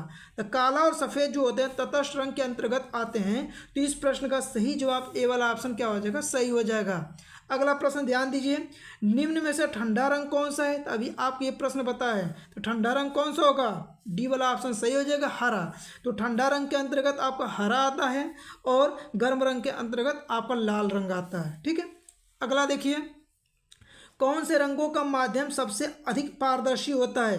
तो सबसे अधिक पारदर्शी रंग देखिए 2 रंग आता है, एक आयल रंग आता है, आयल रंग भी आपका पारदर्शी रंग है, और जल रंग भी आपका क्या है? पारदर्शी रंग है। तो दोनों रंग पारदर्शी रंग के अंतर्गत आता है। तो यहाँ पे आप ऑप्शन में चाहे आयल लगा दीजिएगा चाहे जल रंग, ठीक है। तो यहाँ पे आप जल रंग जरूर याद रखिएगा, जल रंग ही लगाइएगा। इसमें दोनों ऑप्शन आपका करेक्ट हो जाएगा, आयल और जल रंग। तो लेकिन इन दोनों में सबसे अधिक कौन सा होता है? तो जल रंग को आप प्रीफर कीजिएगा। ऑप्शन के अकॉर्डिंग किसको प्रीफर करना है? जल रंग को। तो कौन सा रंग सबसे अधिक पारदर्शी होता है? तो जल रंग होता है, ठीक है। अगला प्रश्न 9 नंबर का देखिए, कह रहा है किस नंबर की पेंसिल की लाइन डार्क होती है, यानी कि गहरा किससे बनाया जाता है? तो देखिए ऑप्शन में दिए HB, 2H, H और 2B। तो देखिए यहाँ पे आपका डार्क लाइन देखिए, डार्क ब्लैक से देखिए, ब्लैक क्या होता है? एकदम काला होता है, गहरा होता है। तो यहाँ ब्लैक से याद रखिएगा B, यानी B में जो संख्या सबसे अधिक होगा उससे क्या होता है कि आपका सबसे काला रंग मतलब काला रेखा खींच सकते हैं। तो यहाँ पे इसका सही जवाब डी होगा। आपसे ऑप्शन में पूछें कि ये बताएगा 2B भी दिया है और 3B भी दिया है, इन दोनों में सबसे गहरा रंग किससे खींच सकते हैं? तो आप बताइएगा 3B। तो यहाँ पे जिसकी संख्या B में अधिक होगा उससे आप क्या खींच सकते हैं? सबसे डार्क लाइन खींच सकते हैं। इसके अलावा एक प्रश्न यहीं पे आप अपना क्लियर कीजिएगा कि एक होता है H मतलब होता है हार्ड, हार्ड मतलब इससे हल्की रेखाएं खींच सकते हैं, हल्की। तो देखिए इसमें जिसकी संख्या अधिक होगी उससे उतना ही हल्की लाइन आप खींच सकते हैं। इस प्रश्न को जो बताएं यहाँ पे आप दोनों को एकदम क्लियर कर लीजिए, और पेपर में हर साल ये प्रश्न पूछता है, ठीक है। चलिए इस प्रकार के प्रश्न आपको आगे मिलेगा भी। अगला प्रश्न देखिए 10 नंबर का। यहाँ पे देखिए 10वां क्या कर रहा है? कह रहा है कि लाल में नीला रंग यदि मिला देते हैं तो लाल में नीला रंग मिलाने से कौन सा रंग बनता है? ऑप्शन दिया नारंगी बनेगा, बैगनी बनेगा, पीला बनेगा या भूरा बनेगा। तो यहाँ पे इसका सही जवाब बी वाला ऑप्शन सही हो जाएगा। यदि आप लाल रंग है इसमें नीला रंग मिला देते हैं तो दोनों को मिलाने से जो अगला रंग बनता है वो बैगनी रंग बनता है। आपसे पूछा जाए कि बैगनी रंग कैसा रंग है? तो ये द्वितीय रंग के अंतर्गत आता है, ठीक है। इसे भी आप याद रखिएगा। अगला प्रश्न 11 नंबर का देखिए, कह रहा है पीला और नीला रंग मिलाने से कौन सा रंग बनता है? यानी कि पीला और नीला को आपस में मिला देते हैं तो कौन सा रंग बनता है? तो वो बनता है आपका हरा। देखिए अब यहाँ बताइएगा हरा रंग कौन सा रंग है, प्राथमिक या द्वितीय? तो ये है दूसरा रंग, ठीक है। यानी देखिए पीला और नीला प्राथमिक रंग है, प्राथमिक रंग बनाने से आपको जो रंग मिलता है वो द्वितीय रंग होता है। तो यहाँ पे हरा क्या हो जाएगा? आपका द्वितीय रंग के अंतर्गत आ जाएगा। याद रखिएगा पीला और नीला रंग मिलाने से हरा रंग आपका बनता है। अगला प्रश्न देखिए ये प्रश्न आपको बताए थे कि तटस्थ रंग कितने होते हैं? तटस्थ रंगों की संख्या टोटल कितना होता है? 2 होता है। तटस्थ रंग के अंतर्गत कौन कौन से रंग आते हैं? तो काला आता है और सफ़ेद आता है, ठीक है। इसे आप जरूर याद रखिएगा। अगला प्रश्न देखिए, किस नंबर की ब्रश से बारीक लाइन बनाते हैं, यानी किस नंबर की ब्रश से आप बारीक मतलब हल्की लाइन बना सकते हैं। तो देखिए इसमें जिसकी संख्या सबसे छोटी होगी उस ब्रश से हल्की लाइनें बना सकते हैं। तो यहाँ पे देखिए 0 है, इसका सही जवाब क्या होगा, सी वाला ऑप्शन सही हो जाएगा कि जीरो ब्रश होता है उस ब्रश से आप बारीक लाइन बना सकते हैं। ठीक है, यदि ऑप्शन में 1 रहता और 0 ऑप्शन में ये वाला ऑप्शन नहीं रहता तो आप 1 नंबर लगाते। समझ में आ गया ना, इस प्रकार से भी प्रश्न आपसे पूछा जाता है।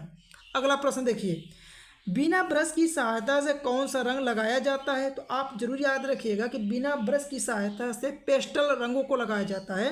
तो इस प्रश्न का सही जवाब बी वाला ऑप्शन सही हो जाएगा कि बिना ब्रश की सहायता से कौन सा रंग लगाया जाता है, तो पेस्टल रंग लगाया जाता है। अगला प्रश्न यहाँ पे ध्यान दीजिए, आपका देखिए ये प्रश्न आपको बता चुके हैं कि द्वितीय रंगों की संख्या कितनी होती है। तो द्वितीय रंगों की संख्या टोटल 3 होता है। यहाँ पे 2-3 प्रश्न आपको रिवीजन कर देते हैं। देखिए प्राथमिक रंग पूछे तो 3 होता है, द्वितीय रंग पूछे तो 3 होता है, ओस्टवाल्ड रंग पूछे तो टोटल 8 रंग, इन दोनों में कितने रंग होते हैं, तो 7 रंग। इन सभी प्रश्नों को आप याद रख लीजिएगा। अगला देखिए, सफ़ेद का विरोधी रंग कौन सा होता है। ये तो सभी को याद होगा, सफ़ेद का विरोधी रंग काला होता है। तो इस प्रश्न का सही जवाब सी वाला ऑप्शन क्या हो जाएगा, आपका करेक्ट हो जाएगा कि सफ़ेद का विरोधी रंग काला होता है। देखिए अगला 17वां नंबर देखिए, कला शब्द किस भाषा का है, यानी कला शब्द जो है किस भाषा से लिया गया है। ये संस्कृत से लिया गया है। इस प्रश्न का सही जवाब बी वाला ऑप्शन सही हो जाएगा। देखिए इसमें बताना है कि प्राथमिक रंग कौन सा है। तो प्राथमिक रंग में देखिए आपको तीनों रंग बता देते हैं। एक आता है लाल, दूसरा आता है पीला, तीसरा आता है नीला।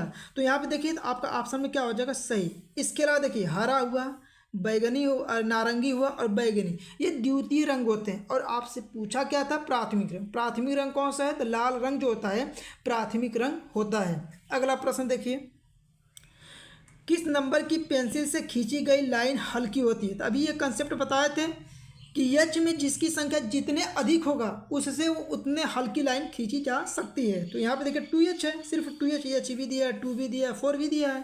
तो यहाँ एच वाला यही है। तो इसका सही जवाब क्या होगा, ए वाला ऑप्शन सही हो जाएगा। हल्की लाइन किससे खींच सकते हैं, 2H से। अगला प्रश्न देखिए, लाल में हरा रंग मिलाने से कौन सा रंग आपको मिलेगा। यदि लाल में हरा रंग मिला दिया जाए तो कौन सा रंग बनेगा, तो वो बनता है आपका पीला। यदि लाल में हरा रंग मिलाया जाता है तो पीला रंग बनता है। इस प्रकार से भी सारे प्रश्न आपसे बोर्ड के एग्जाम में पूछे जाते हैं। और जितना प्रश्न आपको करा रहे हैं यही प्रश्न आपके बोर्ड के एग्जाम में पूछा जाएगा।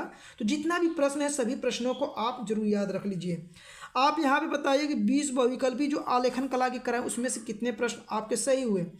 देखिए अथवा में दिया है, यदि आपको आलेखन वाला प्रश्न नहीं आ गया तो प्राविधिक कला वाले प्रश्न कर सकते हैं। ठीक है, अब यहाँ से चलिए सीधे प्रश्न को बताते हैं। देखिए प्राविधिक कला में किस प्रकार से आपसे प्रश्न पूछे जाते हैं, सभी प्रश्नों को यहाँ पे आप जरूर एक बार देख लीजिए। देखिए पहला प्रश्न है, वृत्त का आकार कैसा होता है। तो ये तो पता है वृत्त का आकार कैसा होता है, पी वाला ऑप्शन सही होगा। इसी प्रकार से आपके प्राविधिक कला से संबंधित सारे प्रश्नों पूछा जाता है। जितने प्रश्न आपके बोर्ड के एग्जाम में आने वाले उन प्रश्नों को यहाँ पे करा दे रहे हैं। देखिए अगला प्रश्न क्या है आपका दूसरा, निम्न में से कौन सा आकार त्रिभुज आकार है, यानी त्रिभुज के आकार का कौन है, यानी त्रिभुजाकार में 3 भुजाओं से घिरी हुई आकृति। ये प्रश्न इसका सही जवाब ए वाला ऑप्शन क्या हो जाएगा, सही हो जाएगा। संपूर्ण कोण कितना होता है।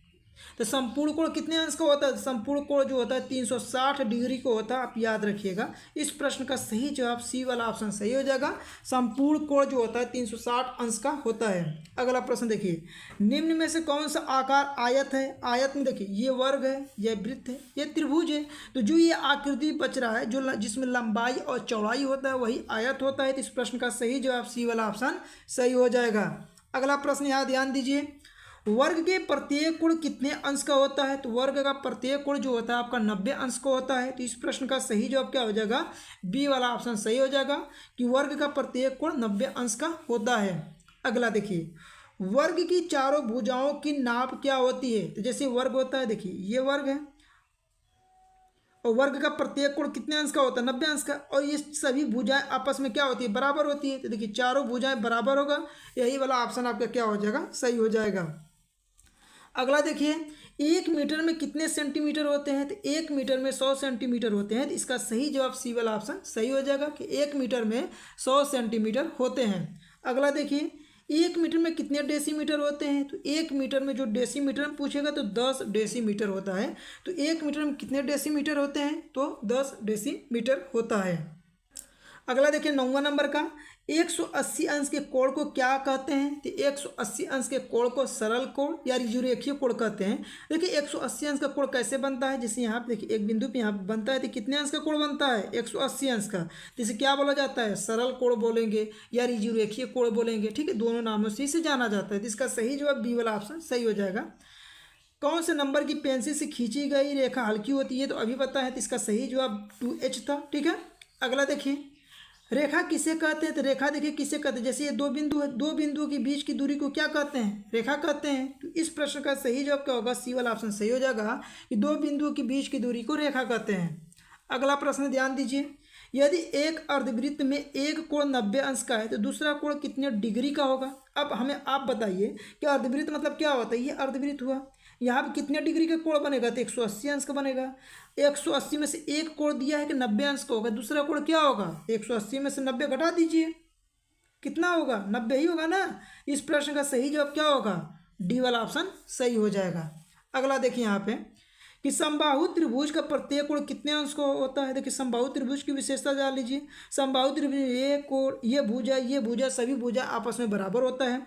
समबाहु जो त्रिभुज होता है उसका प्रत्येक कोण कितने अंश का होता है? 60 अंश, यानी 60 अंश के ये होगा, 60 अंश के ये होगा, 60 अंश के ये होगा, तो प्रत्येक कोण 60 अंश का होता है। इसका सही जवाब डी वाला ऑप्शन क्या हो जाएगा? सही हो जाएगा। अगला प्रश्न देखिए, किस नंबर की पेंसिल से खींची गई रेखा डार्क होती है? तो ये भी प्रश्न बता है, इसका सही जवाब 2B होगा। ठीक है, बी वाला ऑप्शन करेक्ट हो जाएगा। 15 नंबर का देखिए, कह रहा है कि अगर 60 अंश के कोणों में एक कोण 30 अंश का है तो दूसरा कोण कितना अंश का होगा? तो बताइए 60 में से 30 घटा दीजिए, दूसरा कोण आपको पता चल जाएगा। 60 में से 30 घटाएंगे कितना होगा? 30 होगा। तो इसका सही जवाब सी वाला ऑप्शन सही हो जाएगा। समानांतर रेखा किसे कहते हैं? समानांतर रेखा, जैसे ये रेखा क्या है? समानांतर रेखा है। जब दो रेखाएं एक दूसरे को कहीं प्रतिच्छेद नहीं करता, यानी एक दूसरे को कहीं पे काटता नहीं है, तो उसे कहते हैं समानांतर रेखा। ऑप्शन को पढ़ लीजिए, दो सीधी रेखाएं आपस में ना मिले, दो सीधी रेखाएं आपस में मिल जाए, टेढ़ी मेढ़ी रेखा, सीधी रेखा। देखिए जब दो रेखाएं आपस में कहीं नहीं मिलता है तो उसे कहा जाता है समानांतर रेखा। तो इस प्रश्न का सही जवाब ए वाला ऑप्शन क्या हो जाएगा? करेक्ट होगा। अगला ध्यान दीजिए, कह रहा है कि 1 डेसीमीटर में कितने सेंटीमीटर होते हैं? तो कितना होता है? 10 सेंटीमीटर होता है। तो 1 डेसीमीटर में 10 सेंटीमीटर होता है। अगला देखिए, कह रहा है समकोण कितने अंश का होता है? तो समकोण मतलब ही होता है 90 अंश। एक समकोण कितने अंश का होता है? तो 90 अंश का होता है। तो इस प्रश्न का सही जवाब ए वाला ऑप्शन क्या होगा? सही हो जाएगा। अगला देखिए, यदि एक वृत्त में एक कोण 120 अंश का है तो दूसरा कोण कितने अंश का होगा? अब बताइए कि एक वृत्त है, तो जब एक वृत्त बनाएंगे तो टोटल कितने डिग्री का कोण बनेगा? 360 बनता है। उसमें से कहा है कि एक कोण 120 का है तो दूसरा कोण क्या होगा? तो 120 360 में से 120 घटा लीजिए तो 0 होगा, 4 होगा, 2 होगा, कितना हो जाएगा? 240 अंश का। इस प्रश्न का सही जवाब बी वाला ऑप्शन सही होगा। इस प्रकार से भी सारे प्रश्नों को आप समझ लीजिए। ठीक है, अगला प्रश्न देखिए, कह रहे मापनी में पहले बाएं भाग पर क्या लिखा होता है? क्या लिखा होता है? हमेशा 0 लिखा होता है। कोई भी मापनी या स्केल है उसके बाएं सिरों पे 0 से स्टार्ट होता है ना, 0 1 2 3 ऐसे। तो किससे स्टार्ट होता है? ठीक है, तो आपको यहाँ पे 20 वैकल्पिक प्रश्न कराए। आप इनमें से कमेंट बॉक्स में ये बताएं कि इस 20 में से कितने सही होगा। टोटल आपको 40 प्रश्न कराए हैं। 40 प्रश्नों को आप जरूर देख लीजिएगा। जो भाग आपको करना होगा बोर्ड के एग्जाम में उसी भाग को कीजिएगा। ठीक है, देखिए खंड ख है। अब खंड ख में देखिए आपको किस प्रकार से प्रश्न पूछे जाए, कितने नंबर का आने वाला है ये भी आपको बता दें। इन सभी प्रश्नों को देख के आप जरूर तैयार कर लीजिएगा। देखिए इस खंड में प्राकृतिक दृश्य चित्रण, आलेखन, प्राविधिक, देखिए आपसे 3 प्रश्न है। यहाँ पे कितने प्रश्न हैं? 3 को। इन तीनों में से केवल एक ही प्रश्न करना और टोटली 30 नंबर का रहेगा। पता, इसीलिए चित्रकला के जो निर्देश दिए रहेंगे उस निर्देश को बहुत ध्यान से पढ़ के आप चुनिएगा कौन सा प्रश्न करना है। अब देखिए तीनों प्रश्नों को बता देते हैं। जो प्रश्न आपको बोर्ड के एग्जाम में अच्छा लगे उसी प्रश्न को केवल तैयार कर लीजिए। सारे प्रश्नों को तैयार करने की आपको जरूरत नहीं है। देखिए यहाँ पे प्राकृतिक दृश्य चित्रण यानी कि ए वाला, यदि आप इसे बनाना चाहते हो सिर्फ इसे ही बनाइएगा और सारे प्रश्नों को आपको छोड़ देना है। देखिए आप क्या है, दिए गए ड्राइंग शीट पर 22 सेंटीमीटर गुणे 18 सेंटीमीटर के आयत में उषाकालीन ग्रामीण दृश्य चित्र कीजिए। आपके चित्रण में झोपड़ियों के पीछे छोटे बड़े पेड़, आकाश में पक्षी उड़ते, पेड़ों के पीछे उगता सूर्य दिख रहा हो। प्रातःकालीन आनंद लेने नदी की ओर जाना। एक व्यक्ति चित्रांकन में जल रंग या पेस्टल रंग का प्रयोग करें। चित्रांकन करते समय निम्नलिखित बातों का ध्यान रहे। सही संरचना परिप्रेक्ष्य बनाएंगे, संयोजन करें, सुसंगत रंगों का चयन एवं प्रयोग करेंगे, आकर्षक और सामान्य प्रभाव दिखाएंगे उसमें।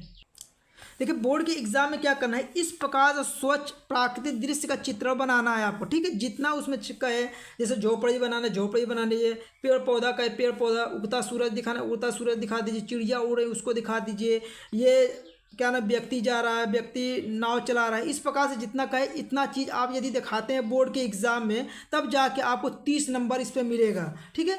यदि मान लीजिए ये प्रश्न आपको नहीं आ रहा है तो आपको ऑप्शन में और सारे प्रश्न दिए गए, सारे प्रश्नों को आपको बता देंगे। सिर्फ एक बार वीडियो को लास्ट तक आप जरूर देख लीजिए, ठीक है। ये प्रश्न आ रहा है तो ठीक है, आपको बता दिए कि कैसे बनाना है। यदि ये प्रश्न नहीं आ रहा है तो आपको ऑप्शन में अथवा में करके दिया रहता है। देखिए ये आपके सामने अथवा में आलेखन का दिए गए ड्राइंग शीट पर 16 सेंटीमीटर गुणे 12 सेंटीमीटर के आयत में फर्श के मध्य भाग के लिए कमल के पुष्प, पत्तियों, कलियों और मछलियों की सहायता से एक अलंकारित, देखिए ध्यान रखना क्या है, मछली होना चाहिए, उसमें कली होना चाहिए, फूल पत्ती होना चाहिए, कमल का फूल होना चाहिए, ये सब आपको उसमें ध्यान देना है। यदि आप इसे भी बनाते हैं तो ये 30 नंबर मिलेगा। तो आपको ऑप्शन में बहुत सारे प्रश्न मिलते हैं। चलिए इसको देखिए किस प्रकार से चित्र बनाना है। देखिए बोर्ड के एग्जाम में आप देखिए कमल का फूल है, यहाँ पे मछली है, ठीक है, ये यहाँ पे सब कलियाँ निकली है, फूल दिखाया गया है। तो इस प्रकार से आप चाहे तो सिर्फ इसे बना सकते हैं, ठीक है। किसी एक ही चित्र को बनाना है। आप इस चित्र को देख लीजिए, जैसे उसमें कहा है मछली का प्रयोग करना है तो मछली बना लीजिएगा, ठीक है। कमल का फूल बनाना है तो कमल का फूल बना लीजिएगा। तो इस प्रकार से आपको बोर्ड के एग्जाम में प्रश्न को करना रहेगा, ठीक है। देखिए वो नई प्रश्न आ रहा है तो आपके सामने अथवा में और सारे प्रश्न है, प्राविधि कला के हैं। देखिए यहाँ सूचना जरूर पढ़िएगा, यह निर्देश जो दिया रहेगा प्रश्न हल करने से पहले से जरूर पढ़ लीजिएगा आप। करा निम्नलिखित 5 प्रश्नों में से प्रत्येक के 3 के उत्तर देना है। यानी यहाँ 5 प्रश्न पूछे गए, 5 में से 3 का ही उत्तर देना है। प्रत्येक प्रश्न के अंक समान है। प्रत्येक उत्तर की रचना निर्दिष्ट रेखाएं, रचनात्मक रेखाएं, अभिष्ट रेखाएं स्पष्ट होना चाहिए। रचना की रचनात्मक रेखाओं को बार बार आपको मिटाना नहीं है। रफ कार्य श्वेत फुल स्केप पेपर पर कीजिए। इसे भी अपने उत्तर पुस्तिका के साथ ज्वाइन करके दे दीजिए। ये सब रहते हैं, उससे कोई मतलब नहीं है। आपको देखिए यहाँ पे 5 प्रश्न किस प्रकार से पूछा जाएगा। आप इस प्रश्न को यदि तैयार किए हैं तो आप रचना वाला भी प्रश्न कर सकते हैं। टोटल 30 नंबर का ये रहेगा।